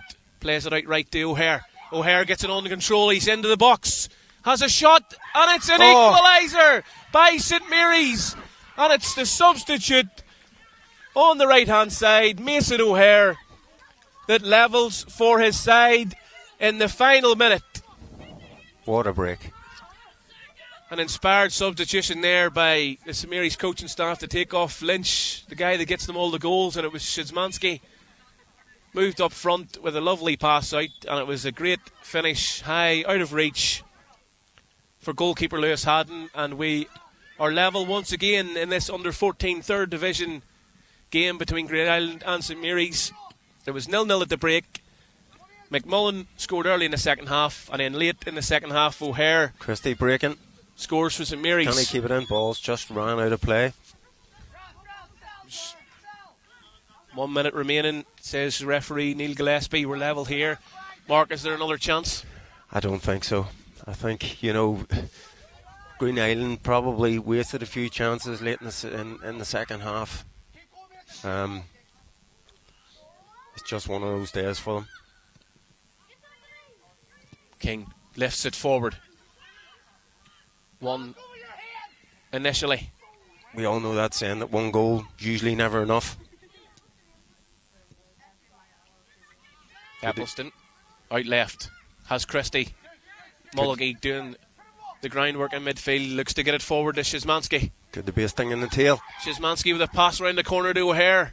Can he keep it in? I think he's getting there. Nope. It's out for a throw in. And I can imagine they were looking at that same ball again, out wide to O'Hare. I can imagine that's all she wrote for this game.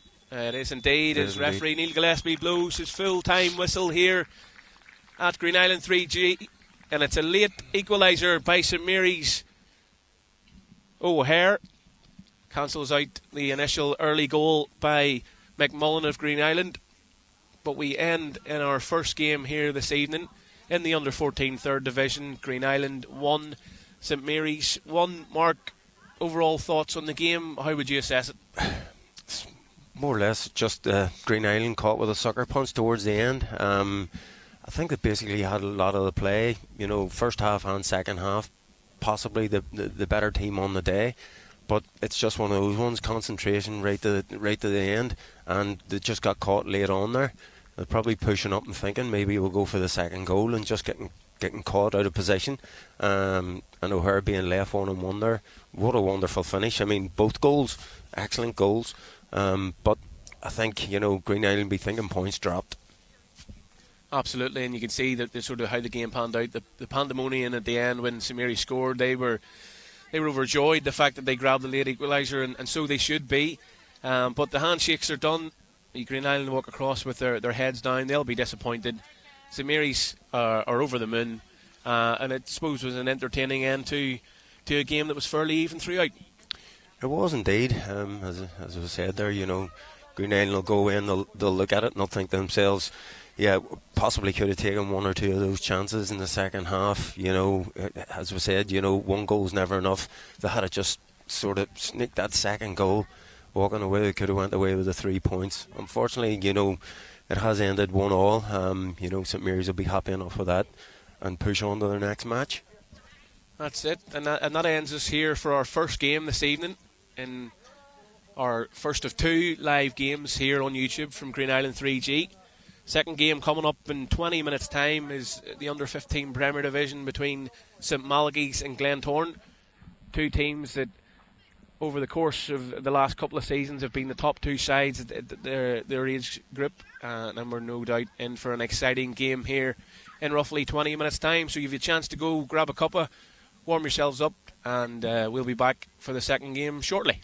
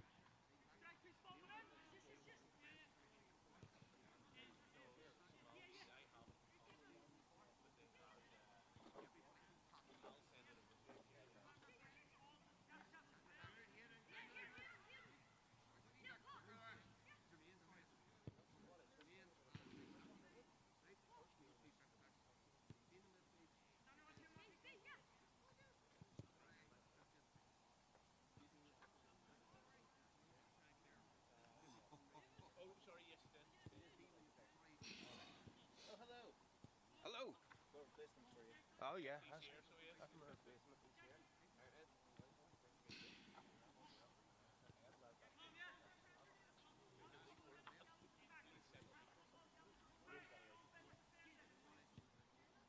That would be insane, no?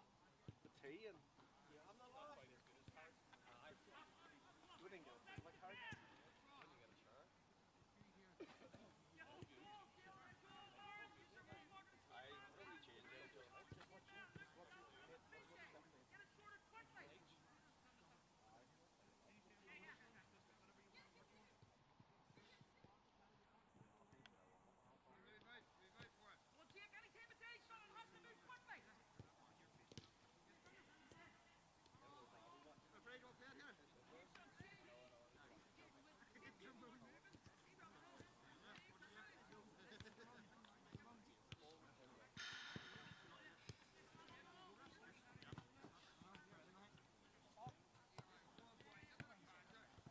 Boys, going in. Start 11, going in. All the subs, go sit in the dugout, please. Sit in the full about, keep yourself warm. Everybody come in, sack, take your top off, come in.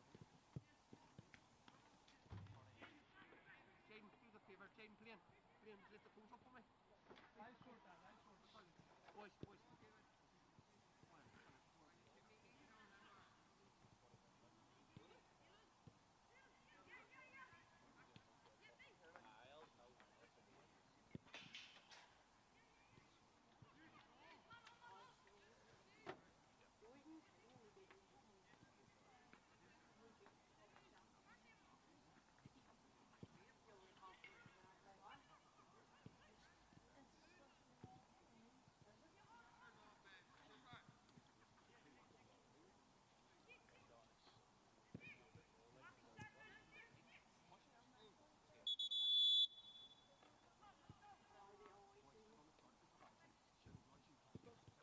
Come on, boys, come on in. Come on. Everybody's in. Yeah, you are.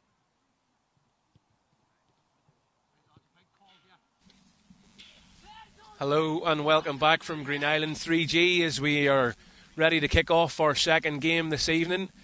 This time we're in the under 15 Premier Division as St Malachys face Glentoran. Referee Neil Gillespie just doing his final checks. The coin toss between captains Callum Mullen and Zach Little. Just as we approach kick-off here in hopefully 2 minutes' time. I'm delighted to be joined on commentary for this game by Linfield forward Chris McKee. Chris, thank you very much for taking the time out to join me in commentary this evening. Yes, thank you very much for having me. I've actually been looking really forward to it. I've not seen much of the young talent throughout the country since I came home at this age, so I'm looking forward to the match to see what both teams have got. And you hobbled over here tonight. You've got a boot in your leg. You want to talk us through the injury you picked up? Yeah, unfortunately when I played against Carrick there, obviously the hometown as well I was playing against, then I rolled my ankle, went over on it, so unfortunately I've got some damaged ligaments in there, so fingers crossed it's not as bad as what we first thought, and I recover quickly and I can get back to what I enjoy doing. Fingers crossed. And you're mixing with playing as well as coaching at the minute. Yep. You're doing a bit of coaching at Carrick? Yeah, a bit of coaching down at Carrick 2016, so myself and Stuart Connor started the team up there 2 to 3 years ago, and yeah, it's been going really well. We've now got 3 teams down there, so lots of kids down, getting lots of game time, playing lots of football and enjoying themselves. That's what it's all about at that age. That's it, and we're just waiting for some Malachys to do their huddle here and do the final checks, and we'll hopefully be ready to kick this game off in a couple of minutes.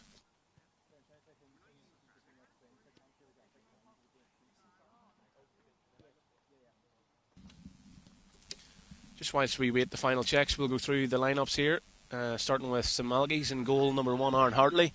Number 2, Killian McStravick. Number 3, Hayden Morgan. Number 4, Callum Mullen. Number 5, James Crown. 6, Daniel Anderson. 7, Corey McCann. 8, Paul Davey. 9, Brendan McAtamney. 10, Joel Glendenning. And 15, Jake Fields. And we've got the Glentoran lineup also. Number 1, Jamie Cullen. 3, Cal Larmer. 4, Zach Little. 11, Dara Hardy. 16, Ruben McClelland. 10, Lewis Johnston. 18, Leo Morris. 14, Tristan Meldrum. 7, Tobias Robinson. And 16, Jermaine Ajibola. And we are underway here in this under 15 Premier Division. St Malachys wearing green and black stripes with Glentoran in their away colour of black. And it's an early throw in here for St Malachys on this right hand side. Both these sides are the top two probably at this age group, having plenty of tight contests over the years. Glentoran, of course, back to back League and Cup winners, as Tristan Meldrum wins it in midfield. Charlie McGee. Tristan Meldrum plays it out to right back Leo Morris. Leo, the son of Glentoran legendary goalkeeper Elliot Morris, once did don the gloves, but now he finds himself outfield at right back. Looks for a throw in up the line, and a throw in once again for Glentoran. Chris, what do you remember then from your younger years playing football, youth football?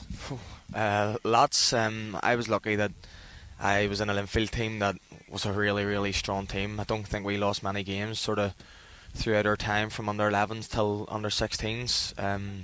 Won everything really, the National Leagues, NIBFA Cups, All Ireland Cups. Lucky to have some players. Carl Johnston playing at Fleetwood now. Biggest name probably coming out of our team is Trey Hume. Trey was exceptional for our youth team, and obviously what he's gone on to do now is outstanding, and he deserves every bit of it. So no, I have nothing but great memories from when I was younger playing, especially in these kind of games, big games, first games of the season. So you always want to get off to a winning start. And that's it, and that's what both sides will be looking to do here as St Malachys find their way into the box.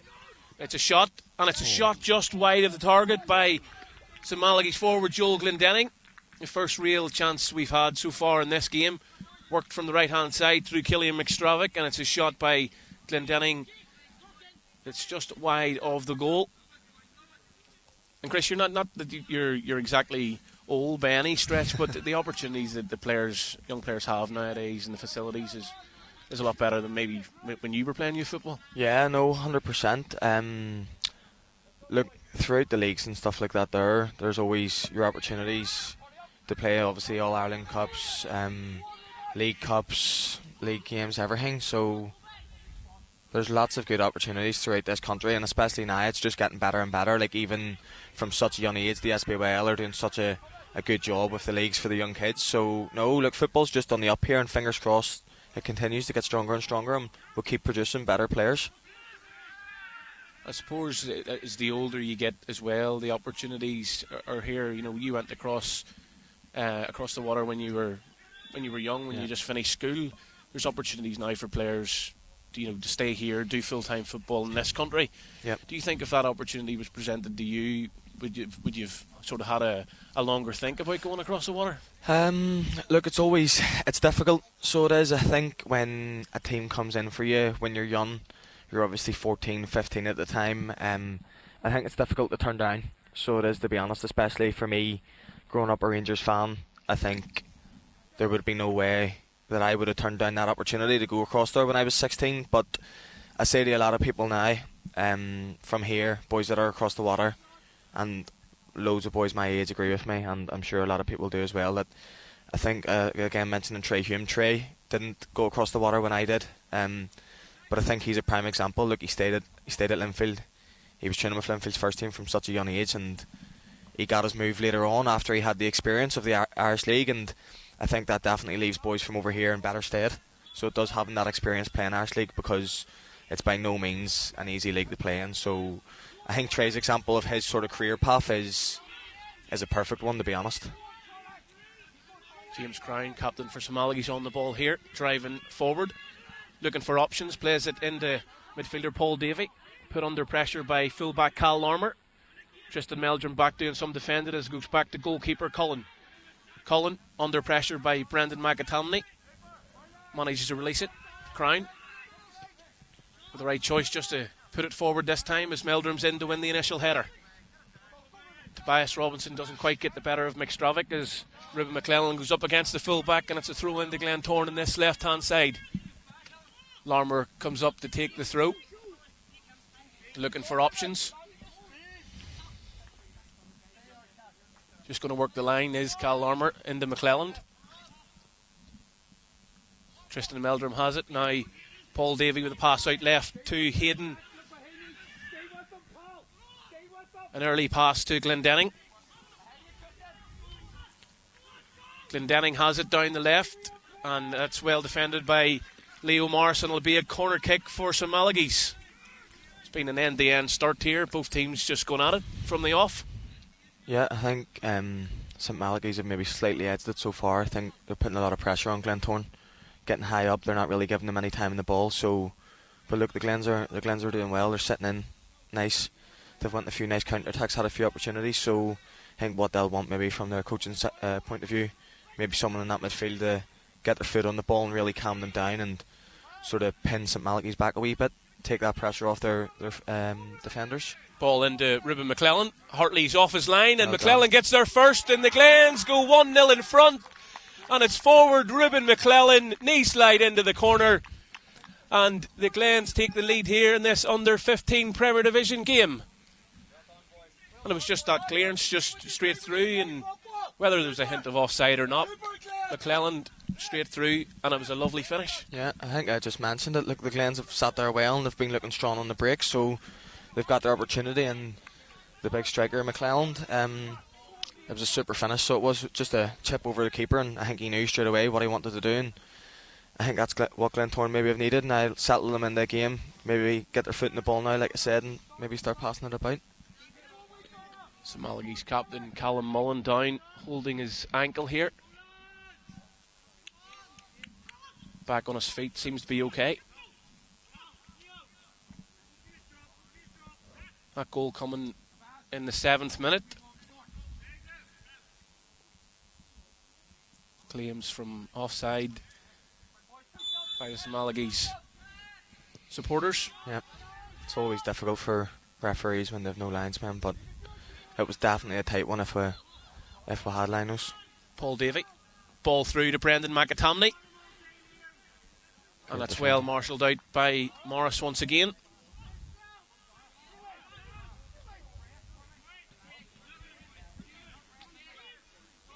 Goalkeeper Jamie Cullen looking for his defenders to drop. Zach Little's telling them just to play it short, but Cullen's made the call just to get his defence up. Kick forward towards Tristan Meldrum. Davey wins the initial first ball. 50-50 there, and it's a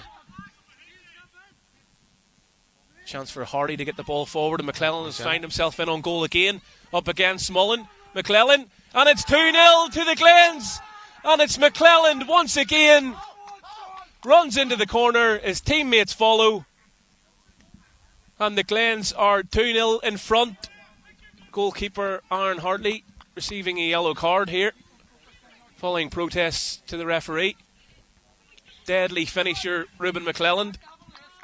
Another great finish there from McClelland. I think he's gave the keepers the eyes there, and he's acted as if he was going to go for the far post, and he's just slotted it right into the bottom corner in the near post. So great finish again. I think, to be fair to the big man, he's been working super hard so far, and he's deserved it of his 2 goals. No lost causes for him, chases everything down, so that's a great guy to have in your team. McClellan already this season with a number of goals, leads the line very well for Glentoran. He'd scored 8 going into this game in the supplementary league. He's just added 2 to his tally. That's him in 10 league goals already, and we are not even in the middle of October. That's some going. I think what I just said there was shown again. As soon as he scored that second, St Malachys have kicked off, and he's straight in the defenders' faces. So it's good to see that the kid's not going to take the foot off the pedal, and he's going to continue on. He looks like he wants more and more goals. It's always good for a striker to be hungry. Hayden Morgan with a shot, and it's a goal back for St Malachys. Hayden Morgan decided just to have a go. It sat for him, and the points in front of Cullen took him off guard, and we are 10 minutes in to this under-15 Premier Division tie, and it's Glentoran 2, St Malachys 1. No, great finish there. Look, that's what St Malachys needed again to get themselves back in it, so they've been putting the pressure on. So they'll be pleased with that. Heard their manager shouting now they've not started yet, so if they have not started yet, this is going to be some game for the rest of the game. Looking forward to it. We were shy of goals in the last game. 70 minutes football, we only seen the 2 goals. One of those coming in the dying minutes, and we're 10 minutes in here, and there's been 3 goals scored. Jermaine has it at the back. As you bowl it, Daniel Anderson on the left hand side into Midfielder Hayden Morgan. Driving down the left, he's Anderson overlapping.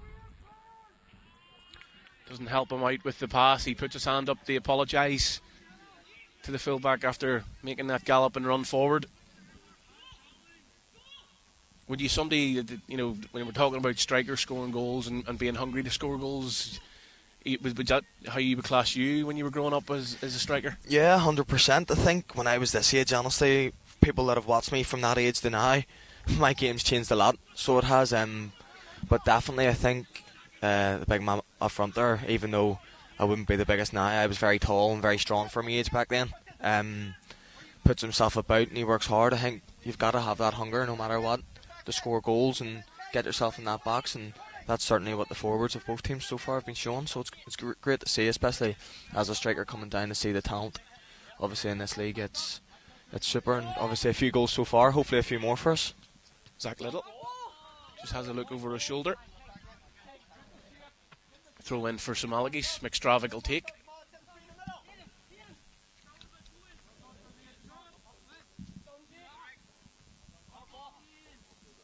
Working their way up the line, Malachys are.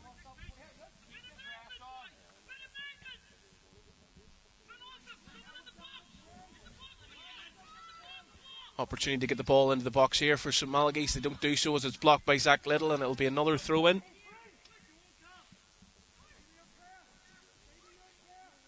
Looking for options, Brendan. McAtamney goes short, doesn't get it. Back to McStravick. The ball's there for Corey McCann and Charlie McGee to battle. McCann comes out with it to better. Hayden. Morgan, can he get it onto his left foot again? He does, he has a shot, and it's just wide of the post. And it's Malachys goal scorer Hayden Morgan with another opportunity. Joined the club recently from Immaculata as a left-sided player, and he's playing in the middle of the pitch here, and he's been a real threat in the midfield, Chris. Yeah, he has. Obviously his first goal was superbly taken, and there he came inches close, so he's obviously confident from outside the box, so I think we'll be seeing more of that from him tonight. McClelland, opportunity to play outright. McClelland does extremely well here. Sets it back to Leo Morris, who clips it forward towards Charlie McGee.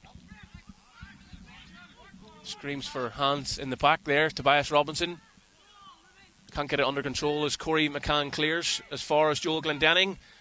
Looks to release McAtamney or Morgan. Doesn't quite come off as Jermaine Ajabola gets it under control. Lewis Johnson and Leo Morris outright. Daniel Anderson has it now for Malachys. His options inside. Finds Corey McCann. He looks to retain possession as James Crown with a loose pass. And Tobias Robinson has the chance to drive forward here. And that's well won there by Corey McCann in midfield. And that will be a throw in for Glentoran. Opportunity to retain possession there. Morgan and opted to try and top it around the corner and have a foot race. Dara Hardy. Now Tristan Meldrum. Ajabola at the back. Looks for a pass in the midfield. It doesn't come off as James Crown steps off and plays it to Mullen. Zach Little with the ball.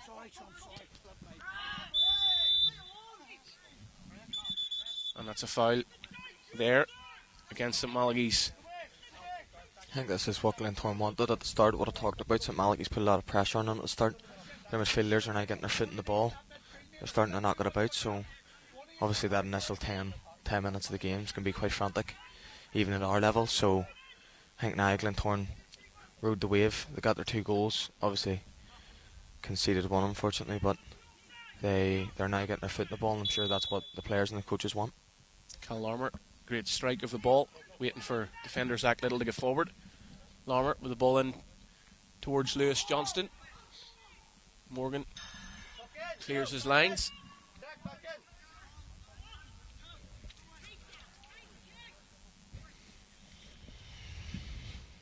Lewis Johnston moves back out onto the right hand side. Hardy with the throw in, looking for McGee, doesn't quite find him. Glendenning is there against Zach Little. Does enough does little. Morris with the ball, looking to find McClellan, finds McGee instead. Doesn't quite come off as Zach Little now has it under control for Glentoran. Just plays it to Larmour, his left back. Out it goes to Tobias Robinson. Looking for the pass inside, it's intercepted by Corey McCann. As Paul Davey has the chance to drive forward here. Well done there by Tristan Meldrum. Just used his body well. Morgan has the opportunity in the space now to drive forward. Looks for Joel Glendenning. Doesn't quite get it under control, but Morgan's there again. Looking to tee up a shot. Glentoran have a chance to break once again, and it goes to McClelland. Crown back to his goalkeeper. Hartley just sends it forward. Fields up against Larmour. And that'll be a throw in to the Glens. Communication there by St Malachy's midfielder Paul Davey to get his players to pick up. Mullen clears it forward to Glendenning.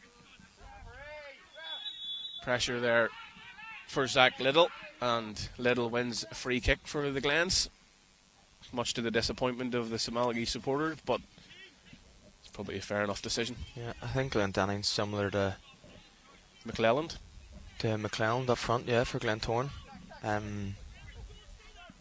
They both are working so hard so far, and I think McClelland could eventually reap a reward for the pressure he's putting on Glentoran's backline. Looking to play a quick free kick there, but referee Neil Gillespie on the far side wants to have a chat with one of the St Malachy's coaching staff.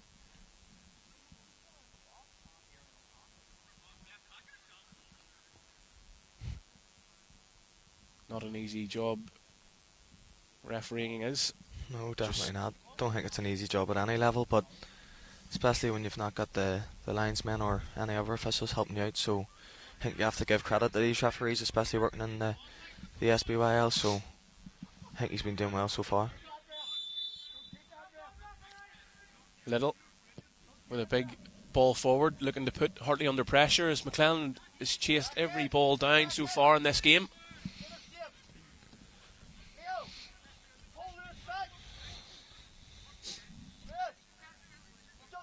Just over 15 minutes in this game. So far, Glentoran 2, St Malachy's 1. Crown with the opportunity just to send it forward, fouled by McClelland. And it was that Glentoran forward that did put his side in front and then doubled his side's lead minutes later before Hayden Morgan grabbed a goal back for St Malachy's. And the game has sort of died down a wee touch from that frantic first 10 minutes as both teams looked to sort of regain possession and build their way up the pitch. But it's a long ball forward by Anderson, doesn't quite set Morgan free, and that'll be a goal kick to the Glens, and they'll be in no hurry to take this, Chris.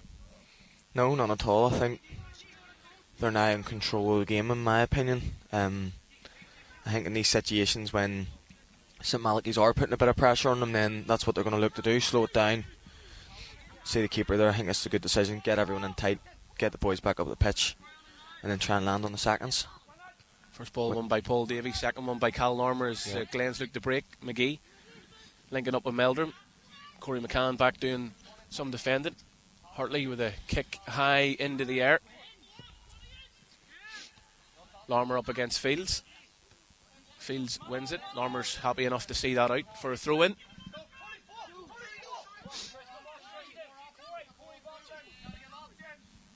McGee uses his body well. Looks for a pass round the corner for McClellan that doesn't quite come off. And that'll be a throw in to Glentoran deep in the St Malachy's half here. Hardy going over to take this throw in from centre midfield. Imagine he's probably got a longer throw.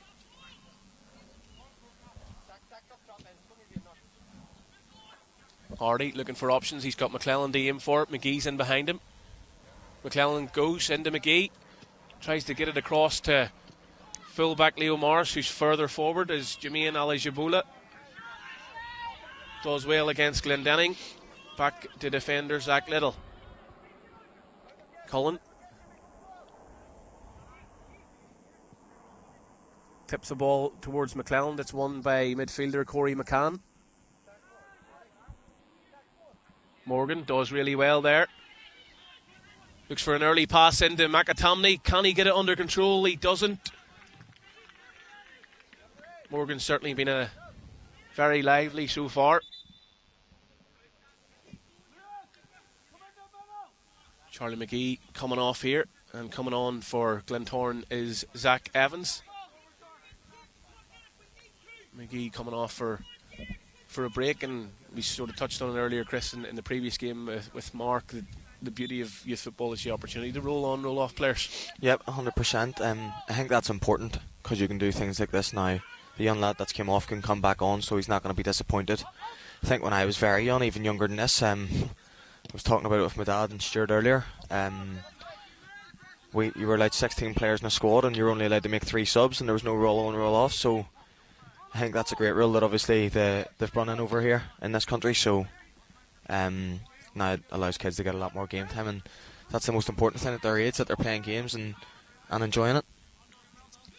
Crown there opted to let the ball bounce, but he had it under control as he headed it back to his goalkeeper. Now in possession, looking for options as he's driving into midfield.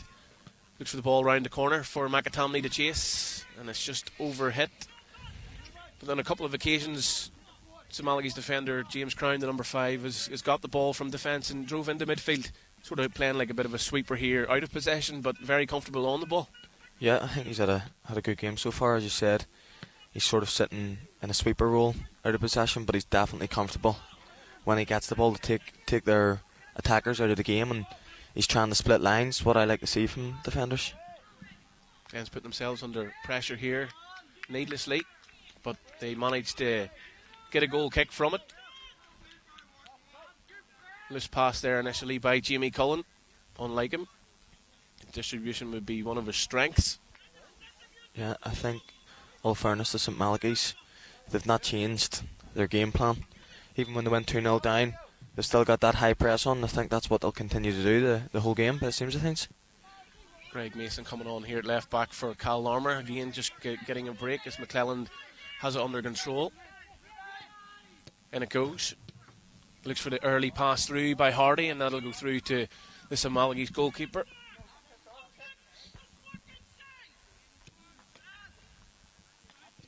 Morris times it well. Strength shown by McClelland as Morgan now up against the Glentoran fullback. Glentoran fullback gets the better of him as Daniel Anderson at left back now has the opportunity to drive forward. Pass into Unlucky.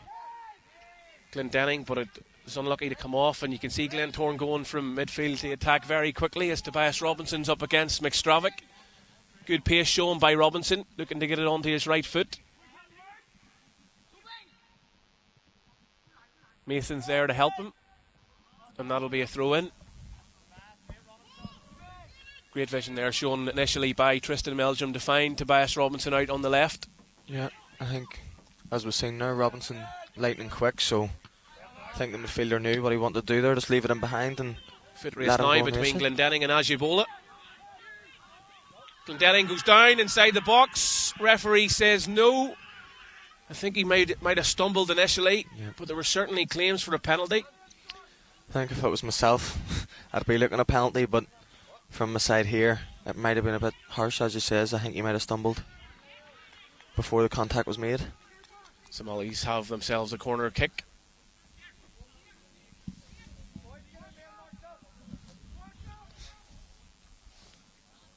Paul Davey going over to take it. Big men are up from the back. Mullen goes up. Anderson goes up.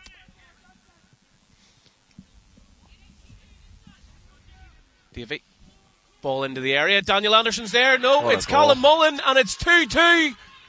This Malachys captain went down earlier with a knock to his leg, but he got up, he played on, and he's just scored the goal to make it 2-2 here as we approach the 25-minute mark. From 2-0 down, it's 2-2, and Chris, you touched on it earlier on. The Malachys manager made the shout at 2-1. We haven't started yet, and they've found a level. No, look, it's all credit to them. They've not dropped their heads. Going 2-0 down early, it's not easy in a game, so fair play to them. I think the captain there lost his man really well, and what a ball in. I'm not sure who took the corner, but that was a fantastic ball in, and I think He put it on a plate for him, and fair play to him. The captain at the back stuck it away, so I think we're in for a good game here tonight. Certainly are, and to come back from 2 down, you know, when they conceded the second, there was fingers being pointed, and the goalkeeper even picked up a yellow card, and they've managed to fight their way back into it. Yeah, definitely. I think, as we were saying, look, the pressure St Malachys have put on Glentoran. They're in their face no matter what. They didn't drop their heads at 2-0. All credit to them. They probably deserve to be back on level terms. Working the line, Leo Morris. Throw in, just sent straight back by St Malachys' Hayden Morgan. Holding his head there, he's maybe headed that with the wrong part. Morgan there again.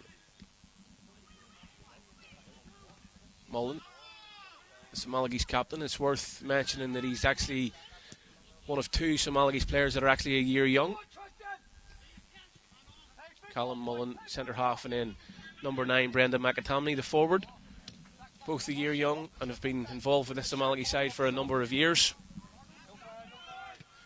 McAtamney looking to hold it up, but Zach Little too smart for that. Loose pass by Little, and Morgan with the opportunity to play it round the corner for Glendenning in a foot race against Ajibola.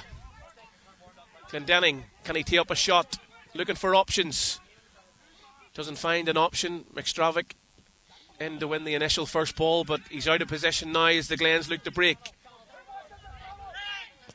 Great tackle there by Jake Fields, and he has the opportunity now to exploit the space left by Greg Mason.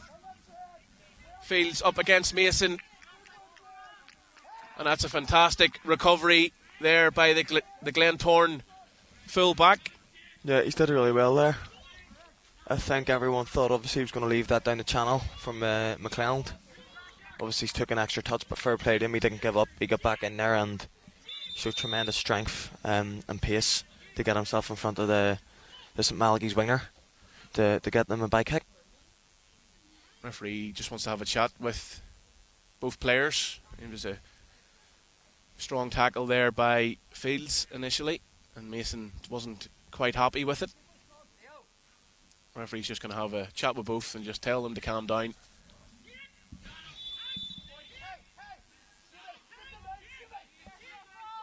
Cullen with ball forward. McCann wins the header, but Morgan too strong there. Yeah. And that'll be a yellow card for Hayden Morgan.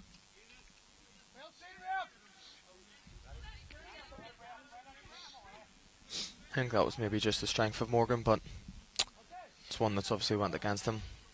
He's picked up a yellow. I think he just needs to make sure that doesn't get to him and move on, which I'm sure it won't. Yellow card as well for the St Malachys coaching staff. It's definitely a heated affair so far, but that's what we like to see in these games. We like to see the passion, even though it's just in young players' games. We like to see the passion from both sides. Coming off for a breather. Coming on is Archie Kane at right back. Leo Morris has started the game really well. Just maybe took a bit of a knock there. Yeah, I seen him down the middle of the pitch. Off for a small break. He's been putting the shift in so far. He's been looking strong down that right hand side. Meldrum over this free kick for the Glens, as Neil Gillespie does all his checks, gets the wall back. They're appropriate yards. 3-man wall set up by keeper Hartley with Mullen, Davey and McCann all in the wall. Meldrum might fancy his chances here from distance. I think he will. Tristan Meldrum drills it low and hard, and it's well watched by keeper Hartley.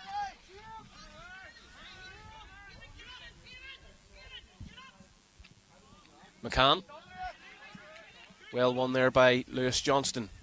Out to Tobias Robinson on the right hand side. Daniel Anderson watches it well to win the ball and a throw in for a side. And he has the tools in his locker to throw this up the line.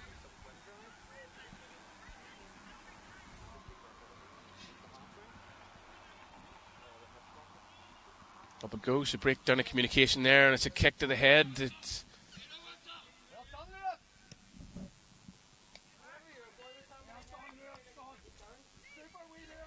Lewis Johnson against Hayden Morgan. Hayden Morgan showing his strength once again as the ball's forward to Glendenning. Glendenning up against Ajibola, and it's out. And another yellow card this time for Joel Glendenning for possibly kicking the ball away. Bit of frustration coming out there. I think Glendenning obviously thought he was onside and he maybe had a chance to get at the Glentoran back line there. I think it's important for Malachys. They managed to fight their way back into the game here from being 2-0 down, and you know it's 2 each, and they're picking up sort of needless yellow cards here. Keeper's picked up one for mouthing off, and the reaction from Glendenning is earned him to go into the referee's book. So they probably just need to cool down a wee bit and chill out. Yeah, 100%. I think, as I said, there are a few needless yellows there. The last thing they want after getting themselves back into the game is a sending off. So I think St Malachys might need half time to come sooner rather than later. Get in, get a drink, and sort of chill out a wee bit before the second half. Robinson against Anderson, and McClellan up against a number of St Malachys defenders. Doesn't quite keep it, and it's a 2v2 here as Glendenning is up against Ajibola. McAtamney runs off him. Glendenning has got one eye and one eye only, and that's to drive forward. He's no opportunities now, and he's managed to lose the ball. It's been a good battle between Glendenning and Ajibola up there so far.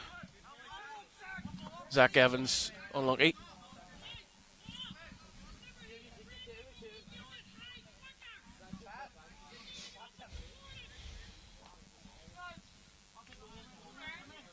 McStravick is telling his players just to go on to the line as he's looking to work his way up. Header won by Hardy. Lewis Johnson into the feet of McClellan, who looks for an early shot. Doesn't quite guide it on target.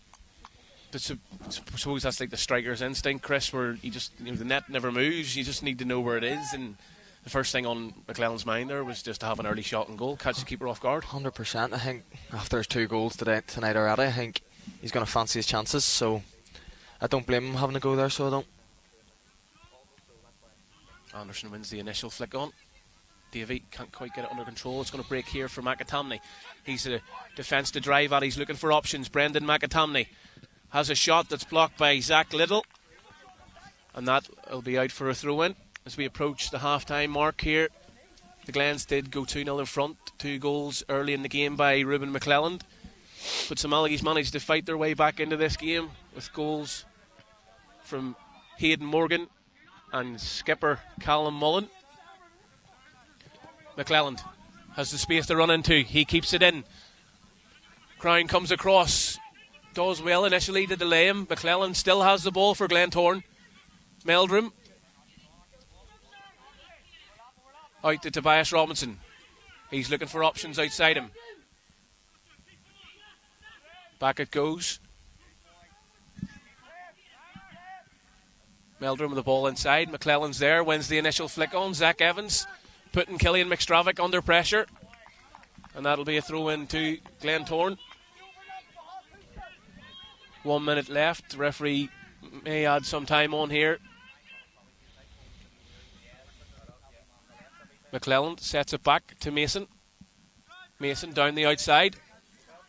Blocked initially by Fields. Dara Hardy has it.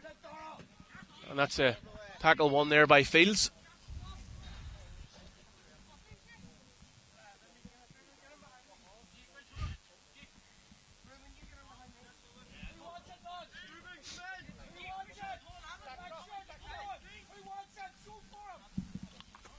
Free header there.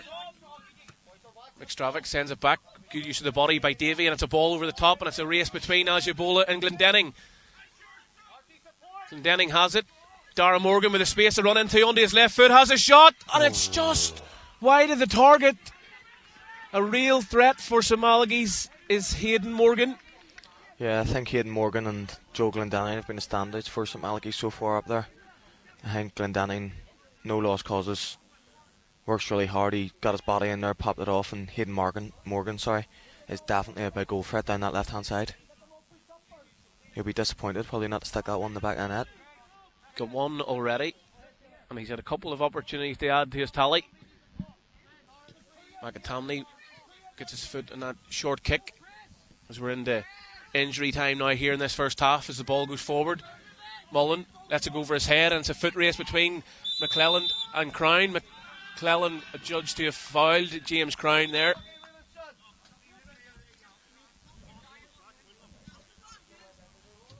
Good use of the body there by Crown.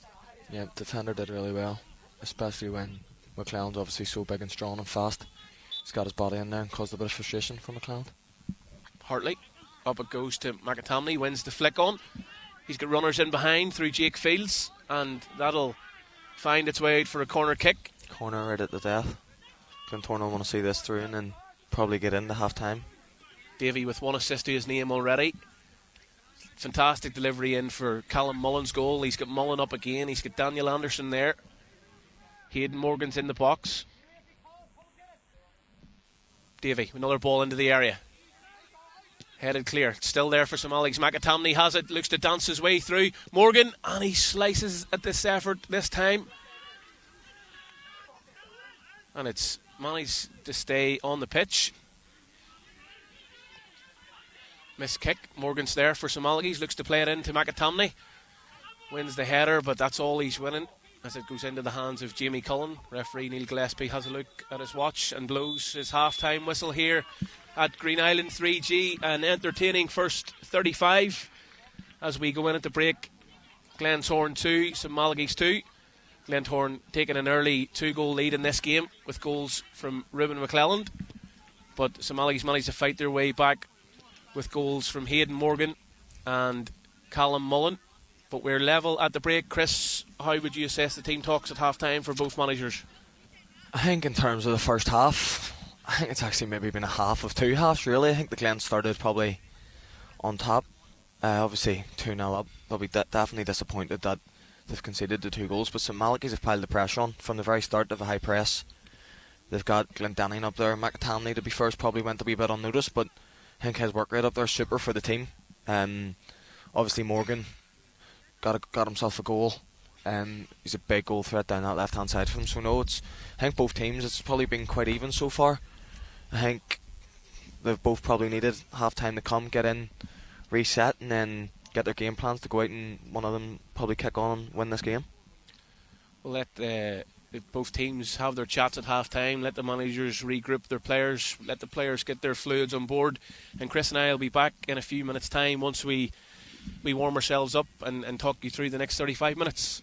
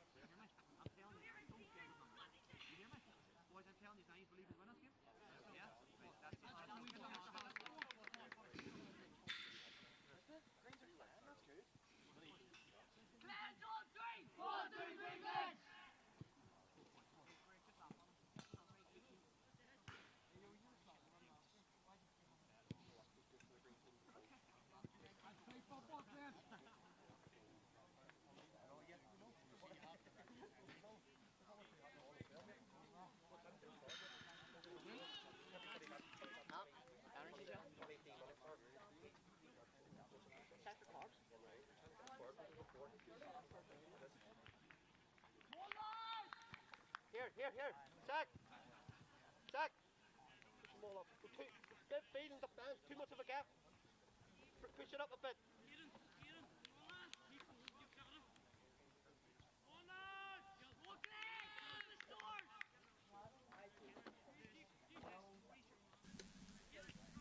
A quick half-time chat for both sides. Energy gels being introduced here in the under-15 Premier Division through Tristan Meldrum. He's worked hard, in fairness, in this first half. Yeah, he says he needs those extra carbs. Hopefully give him a lift for the second half. But we're underway. It's 2-2. It's been an entertaining first half. Hopefully something similar for us watching and those watching at home in the second half, as Glendanning's in nice and early up against Ajibola. Glendanning gets a shot off. It's blocked. And it'll go out for a goal kick. Must have been a ricochet off Glendanning as it went out for a goal kick there. But there doesn't look to be many changes for either sides here at half-time. Good start for St Malachys on the front foot again, so they'll look to continue that throughout the full game. Cullen just marshalling his defenders up. He'll go along with this goal kick. Up it goes. Morgan wins the first ball. Fields.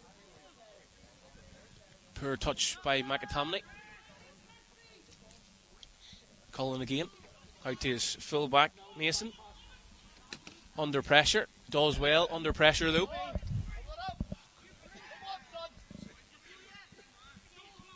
Glendanning. Out it goes to McStravick. McStravick looking for an opportunity inside as Jermaine Ajibola clears his lines. And now the Glens have a chance to break. Early pass. Crown. Back to his goalkeeper.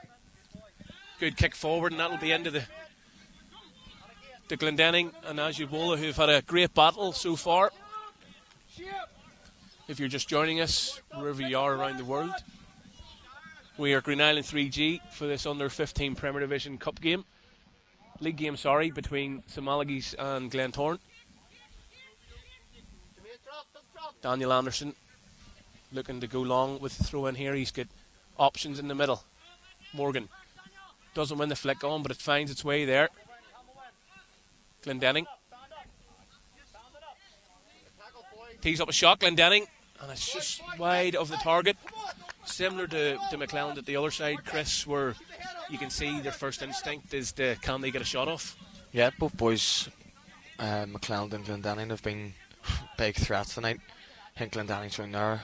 I don't think he's on the score sheet yet, is he? So he'll definitely be looking to get on the score sheet tonight, and he quite well could be. I think he's coming closer and closer. He's definitely putting himself about and reap the reward sooner rather than later, I'd say. Morgan has Anderson outside him on his left foot. Uses his right to get a ball. It's a good ball by Daniel Anderson. Zach Evans back, and it's going to break for St Malachys, and it'll find its way through to keeper Cullen. Shouts from Glentoran manager James Larmer to get his team up the pitch. McCann wins the first ball. Fields fouled by Mason.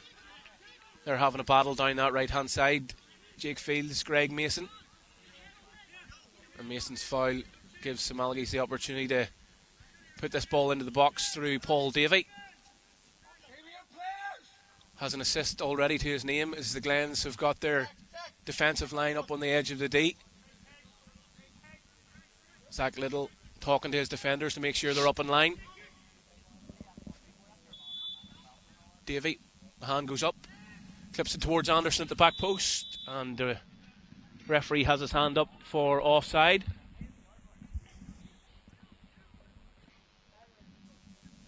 As mentioned earlier, if you're watching this on YouTube, please do share on your socials, Facebook, Twitter, Instagram. Tag South Belfast YFL and let us know where you're watching from. We've had a couple of mentions of people watching it all around the place, and it's the opportunity that we have here for kids to showcase their talent on YouTube. Pass. And that's a lovely ball there by Morgan into the feet of McAtamney, just out of reach for the St Malachys number 9. He was unlucky there. He got his head up well. Seems to like the split lines. Morgan as well, as he can carry the ball. And he's definitely a goal threat, as we've mentioned. So Morgan's had a very good game so far. There he is, Morgan, on the half volley. Watched by Jimmy Cullen. Didn't connect with it as cleanly as he would have liked, Morgan. But that's 3 or 4 times that he's had the opportunity to. Yeah, he definitely fancies himself from outside the box. He's scored one tonight from outside the box so far, so he's not shy of hitting one, so he's not, so And there he end up is. with another one. There he is again. Man of the moment up against Meldrum, into the feet now of Glendenning. Glendenning, can he get a shot off? He does, he has a shot. Saved by Cullen and Gallard at the second attempt, with McAtamney breathing down his neck. Glendenning and Morgan definitely the two players causing real threats for St Malachys.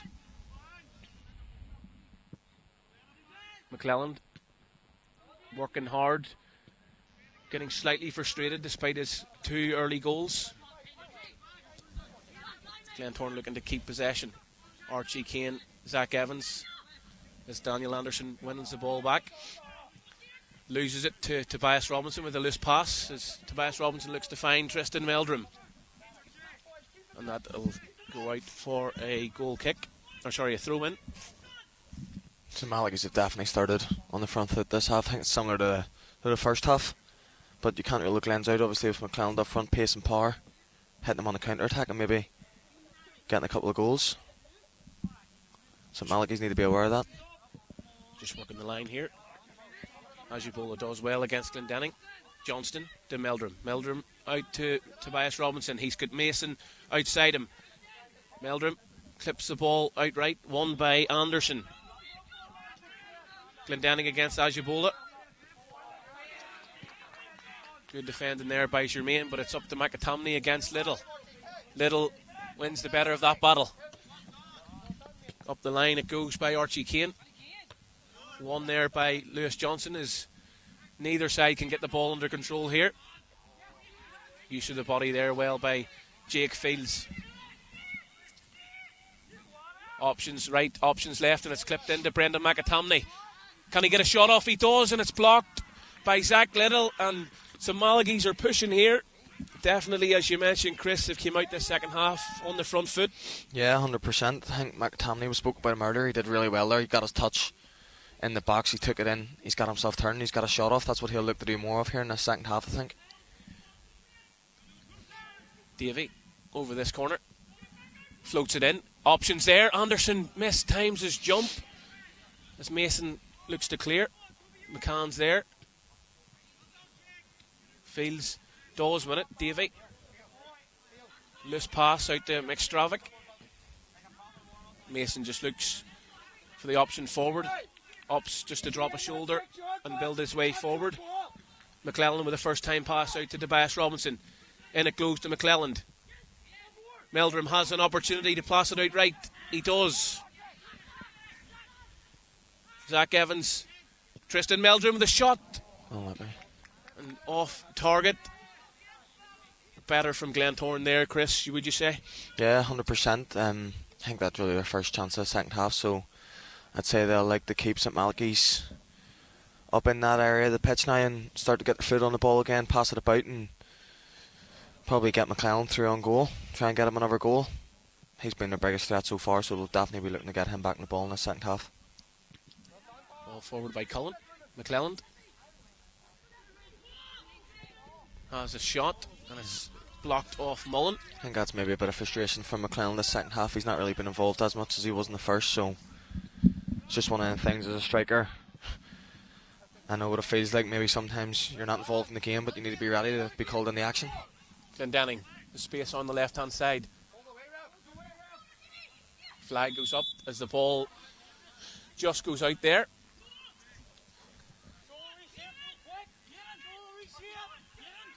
Shouts to reshape there from Daniel Anderson, St Malachys left back. Initial header one as McCann wins the second.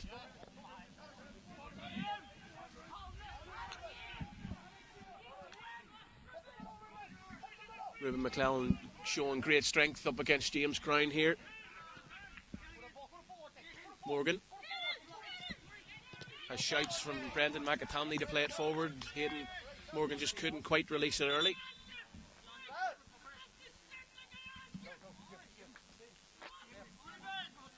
Leo Morris coming back onto the pitch here.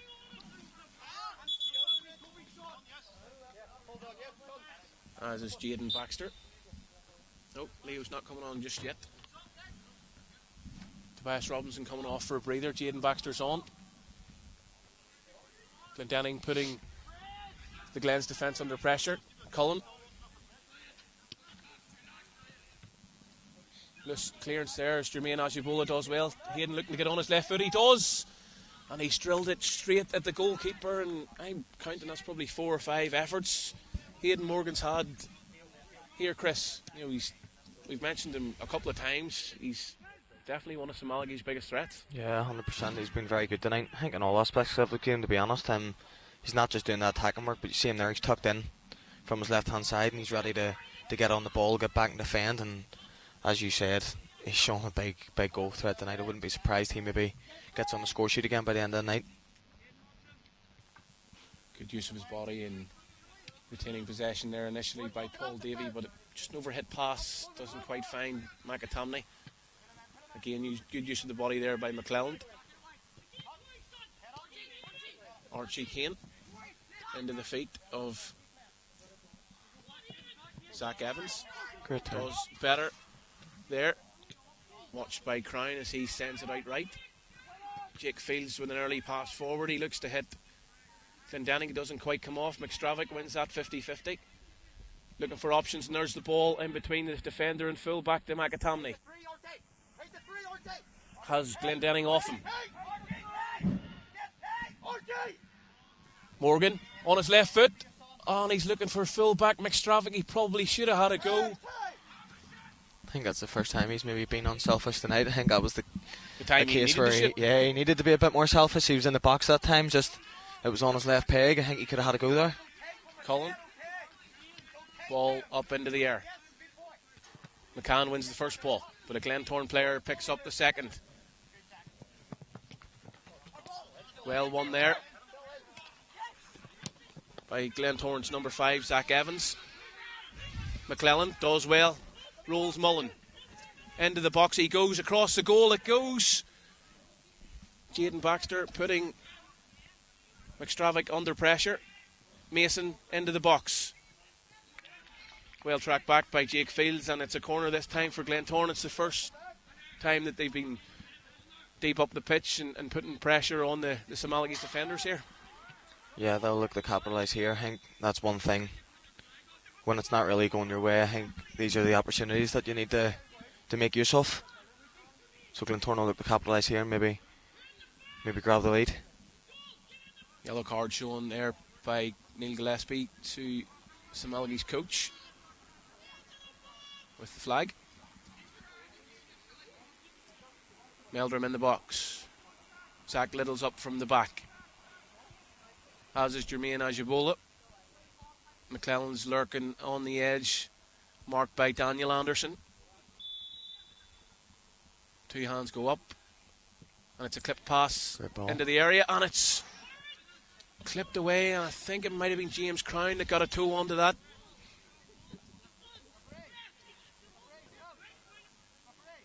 Referee says no, it came off a Glentoran player, and it's a St Malachy's throw. Leo Morris comes on now. I think Glentoran maybe it's a wee bit into the second half now. I think maybe need to start going, I know, as bad as it sounds, maybe a bit more direct, get McClellan back involved in the game. He'll chase anything down as he showed tonight. To push them up the pitch so that they can sort of get back into this tie. Just a change in personnel and a change in positions for Glentoran as they've moved Zach Little from defence into midfield and moved Greg Mason into centre half as Leo Morris comes on this time at left back in a foot race here against Jake Fields. Fields does really well. Morris is using his body well, and that'll be a corner kick. Good battling there by both players, and it's an opportunity for Mullen, Anderson and Crown to make their way up from the back, and Davey to put another fantastic delivery into the area like he's done on a number of occasions tonight. Glendenning on the edge of the box, going to make a late run in. Into Anderson it goes, wins the initial header. to James Crown. Mullins there. The stop for McAtamney, and the referee's in a good position as he blows for offside.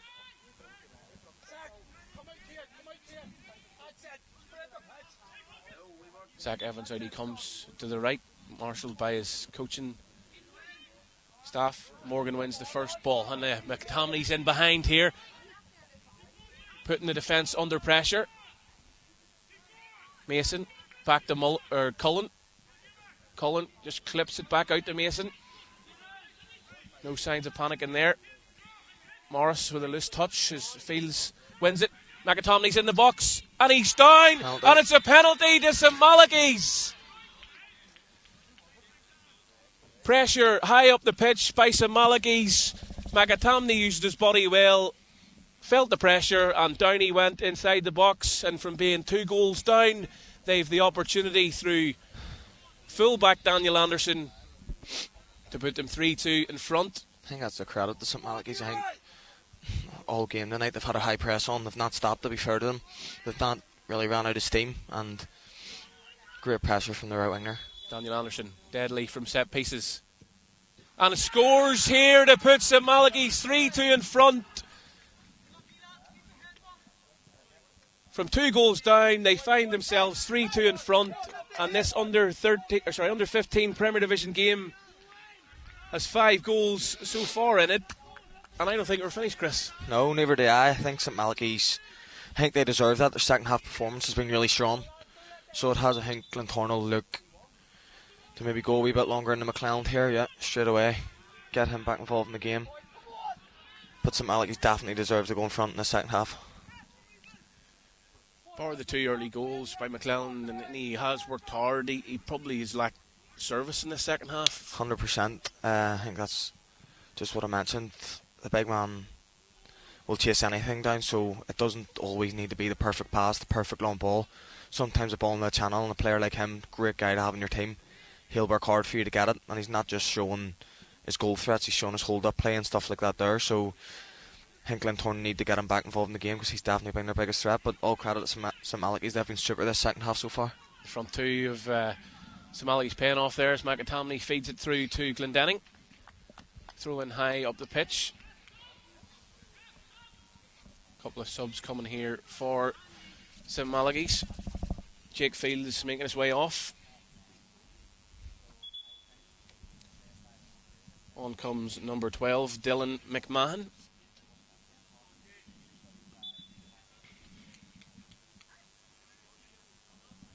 Coming on is also David McCandles. Another throw in for St Malachys.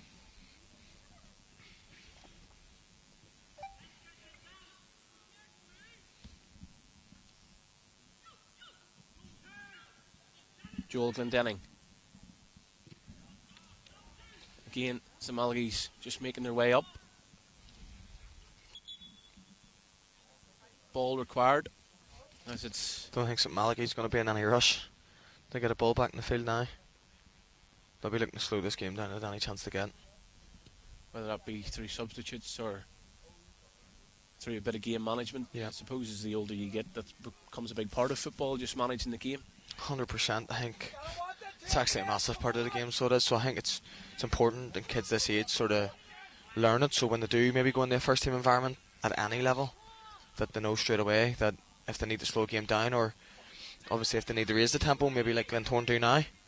McCann putting pressure on Glentoran. Zach Evans there does well, McCann, and it's good tracking back by Dara Hardy, and it'll be a corner. And Paul Davies favoured right foot this time. Shouts from the Glentoran coaching staff to give his team a bit of encouragement there as they've stopped in this half.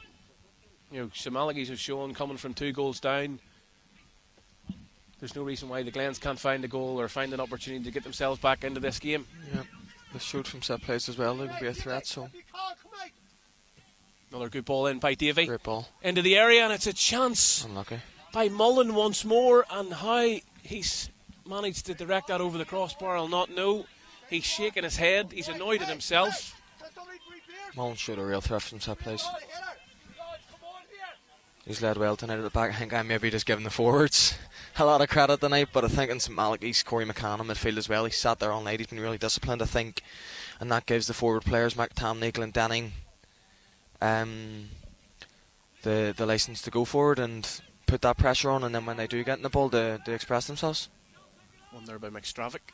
Back to his keeper, Hartley, just goes forward with the kick. And you know, we've mentioned McAtamney and we've mentioned Glendenning about their work rate and their link-up play. It's actually Daniel Anderson, who's St Malachy's top goal scorer at left back. Their other centre half, James Crowns, also got 2 goals. So whilst they don't have that main man like McClelland in terms of goals, they've got goals throughout their team, where Glentoran probably rely on McClelland a bit too much. Yeah, 100%. I think, as you said, there's been a real threat. I think Glendenning and McAtamney, they're very different players. The McClelland's an out-and-out 9. He likes to run in behind, he likes to get physical, he likes to get shots off, where I actually think Glendenning and McAtamney, although stature-wise, are quite different. They're quite similar players. They like to drop in, they like to get on the ball, like to run a player's link to play, and then get themselves in the box and get their shots off. Where McClelland, all he's thinking about is goals. Morgan, this guy is also thinking about goals, and McAtamney's feet can't quite hold it up as Ajibola comes across. Great reaction. Releases it into midfield. McCann picking up the scraps, looking for options, playing with his head up. Positive to see. Morgan, early pass inside. It's out to Glendenning, and it's 4-2. Joel Glendenning heads towards the corner flag. His teammates follow, and we talk about just working hard. The opportunities will come, and Joel Glendenning, the balls fell kindly to him. He didn't panic, and he's found the net. Yeah, he deserves that goal tonight. We spoke about it before. I think it was coming. He was always going to get on the score sheet. He's been superb tonight. As we just mentioned about all their forwards, I think that was a great passage of play, all starting through McCann, picking the ball up in the midfield. Not sure who it was. Seen Glendanning's run. He definitely deserves that goal tonight. Couple of subs coming here for Glentoran. Ajibola comes off for a breather. On comes Blaine Locke into midfield.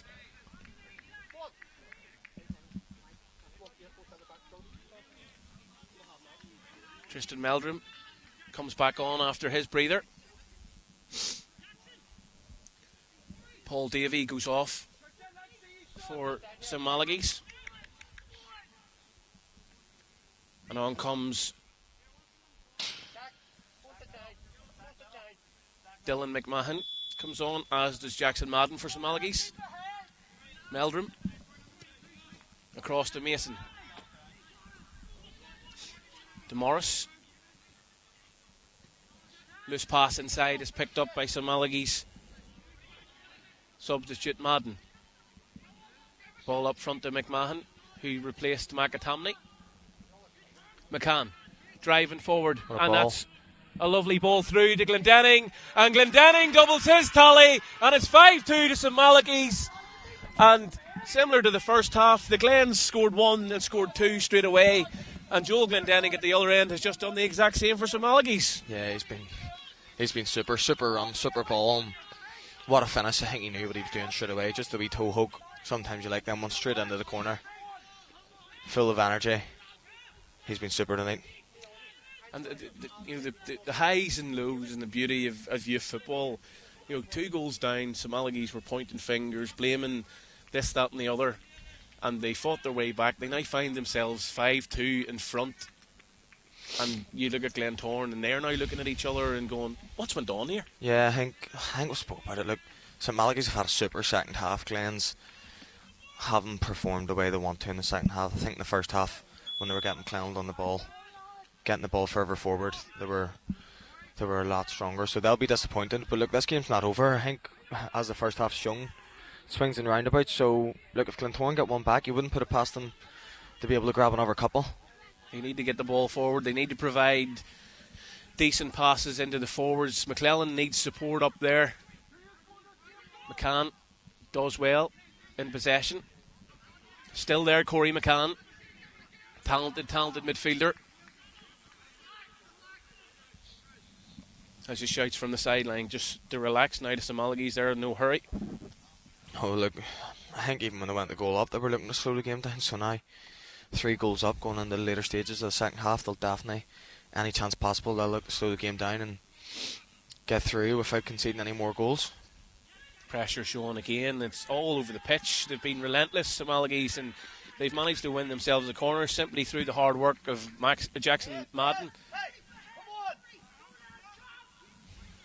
I think everyone's running away from this corner now that Paul Davies off the pitch, but Corey McCann's going to go over and take it.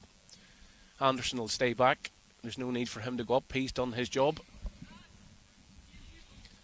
He'll be happy enough. He's got on a score sheet already tonight. Let the other boys try go and get on the score sheet. He'll keep himself at the back and keep it tight back there. Make sure they don't concede any more goals and go on and win the game. James Crown, up he gets. Ball's into the box. It's going to bobble about. It's cleared.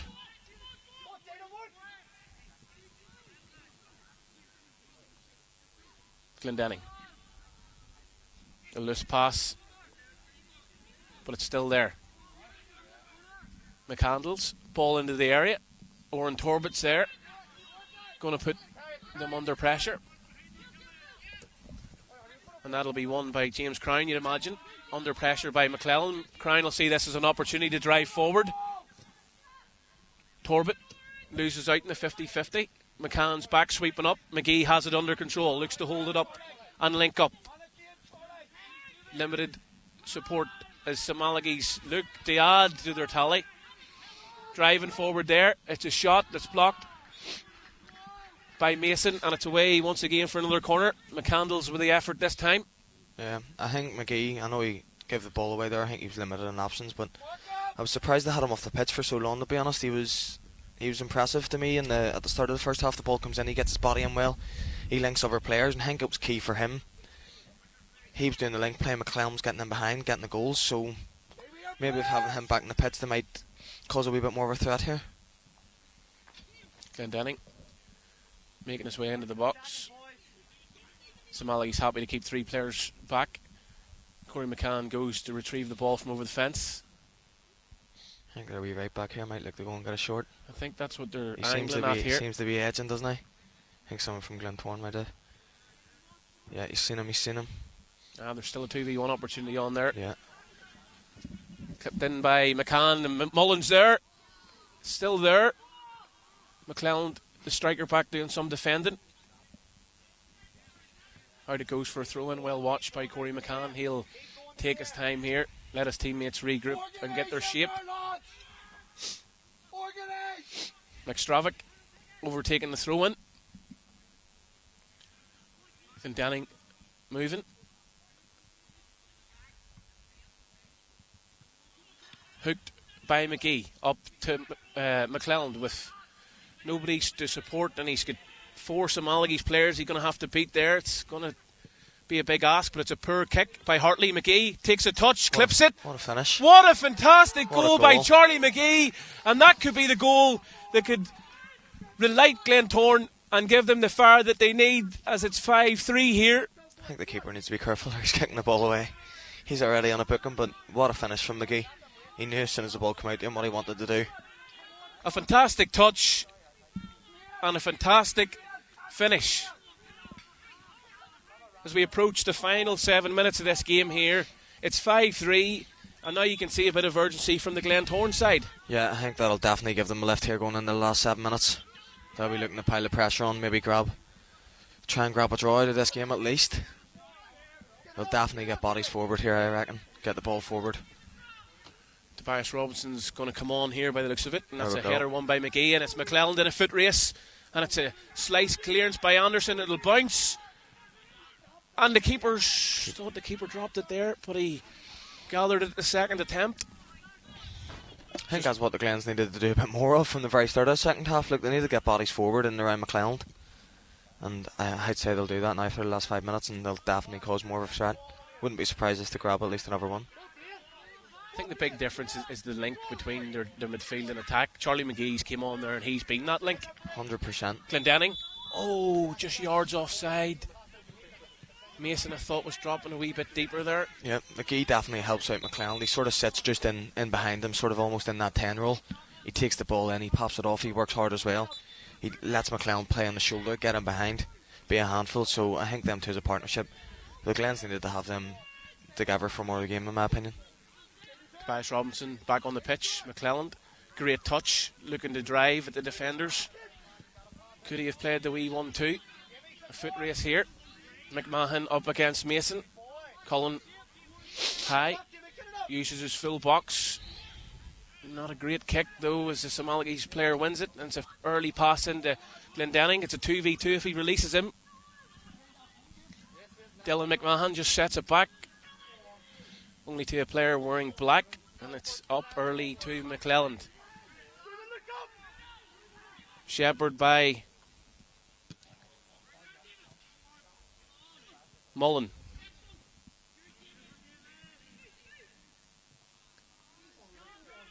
McClelland up against Mullen again. He needs support. Lifts his head up, passes it across. Dara Hardy can't quite find McGee as McCann has the space to drive forward. He tips it past. And McCann is finding his way through on goal here. He tries to tip it past another. Mason does well. I think he was busted there at the end after that run, so he was. Might not have had the legs. Corey McCann's been everywhere tonight, to be fair to him, so we'll give him a bye ball in that sense. A fantastic player, Corey McCann. I don't actually think that Joel Glendenning was aware that he was onside there when the initial ball came through. Yeah, I know. I think he could have went for himself, but he's obviously thought he was offside and he's let McCann run on through. It's just one of the things, isn't it? To be honest, if I was Glendenning, regardless if I thought I was on or off, I'd have probably been taking that ball. Ball into the box, dangerous delivery. There Anderson misses it, and it's off the post by Meldrum. Tobias Robinson, good first touch, good second touch. He's into the box, he clips it in, and there's no Glentoran player in the area. Baxter's turn to play it in. McClelland tries to flick. Now some Malachys can't get it under control or clear their lines. Meldrum linking up. It's still outright to McGee. Ball into the area, headed away by James Crown. Glendenning will try and hold it up for his side. Plays it into the space. Meldrum under pressure. Cullen to Meldrum, under pressure by McMahon. Across it goes to Mason. 3 minutes left plus injury time here in this game. Glentoran now in possession.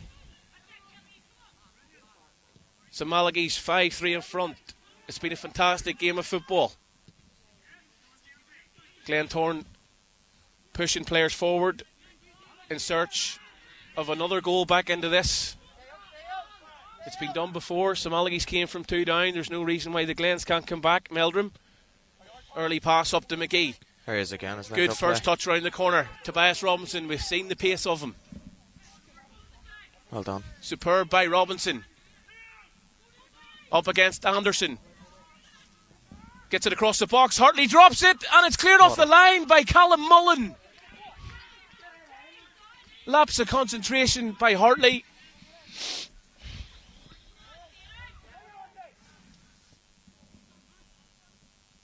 Crown takes it upon himself just to clear it this time, and Glendenning has all the space in the world to run at here. Up against Tristan Meldrum. He's got McMahon outside him. Will he go himself looking for the hat-trick? He's going to have a go. Oh, Joel Glendenning just over the crossbar. And if there was ever a way to score a hat-trick, Chris, if he sent that into the net, 100%. that was the icing on the cake. That would have been some finish, so I don't blame him for having a go, to be honest, especially in these later stages. What a goal line clearance. But from the Malachys captain, he's definitely kept his team getting the win there, in my opinion. Glenn's definitely could have nicked another one if they'd got that there. 1 minute left plus injury time. Urgency shown by the Glens, but some Malachys aren't stopping yet. Glendenning, very smart. And it's a throw in. Daniel Anderson will take all the time here to take this throw in. He's a long throw on him. Referee Neil Gillespie orders him to hurry up. Anderson with a long throw. Glendanning's there. Glendenning against Meldrum. Glendenning will just find his way into the corner, eat up some time here. Still in the corner there, Malachys. And there's pressure applied, and the ball's managed to find its way over the fence.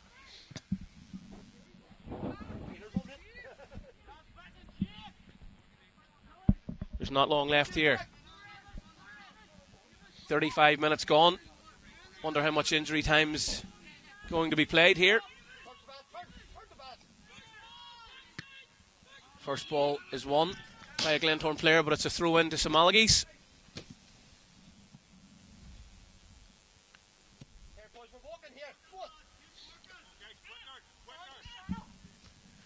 Anderson with a throw. Good throw into Glendenning. He's in on goal. He probably could have had a go. Yeah, he definitely needed to take a touch in there, so he did. I think he's seen Glentoran's number 2 coming, but he was trying to be cheeky through the legs there. He definitely could have got himself a hat-trick there, but by driving on through. Won initially by James Crown. Tobias Robinson unlucky with the touch round the corner. Referee looks at his watch. Malachys making a substitution. Joel Glendenning comes off, and he'll be replaced by, I think that's Hayden Morgan coming back onto the pitch. Joel Glendanning's been super tonight. Deserved of his 2 goals, his link-up play, his work rate. He's been super tonight. Probably been the difference maker in the game, in my opinion.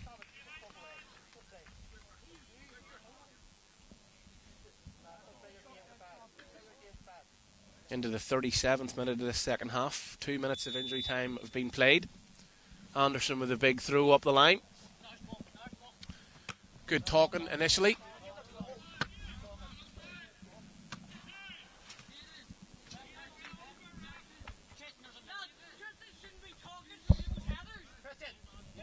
Two minutes left, says referee Neil Gillespie. That would be 4 minutes in total injury time here. Morgan's in on his left foot. Plays it inside. And it's an effort by the Malachys number 14, Jackson Madden.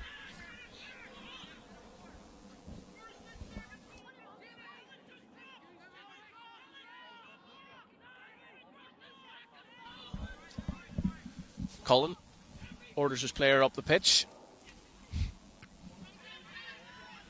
Initial header won. Morgan is bursting through on goal. He'll take his time here. And there's the full-time whistle.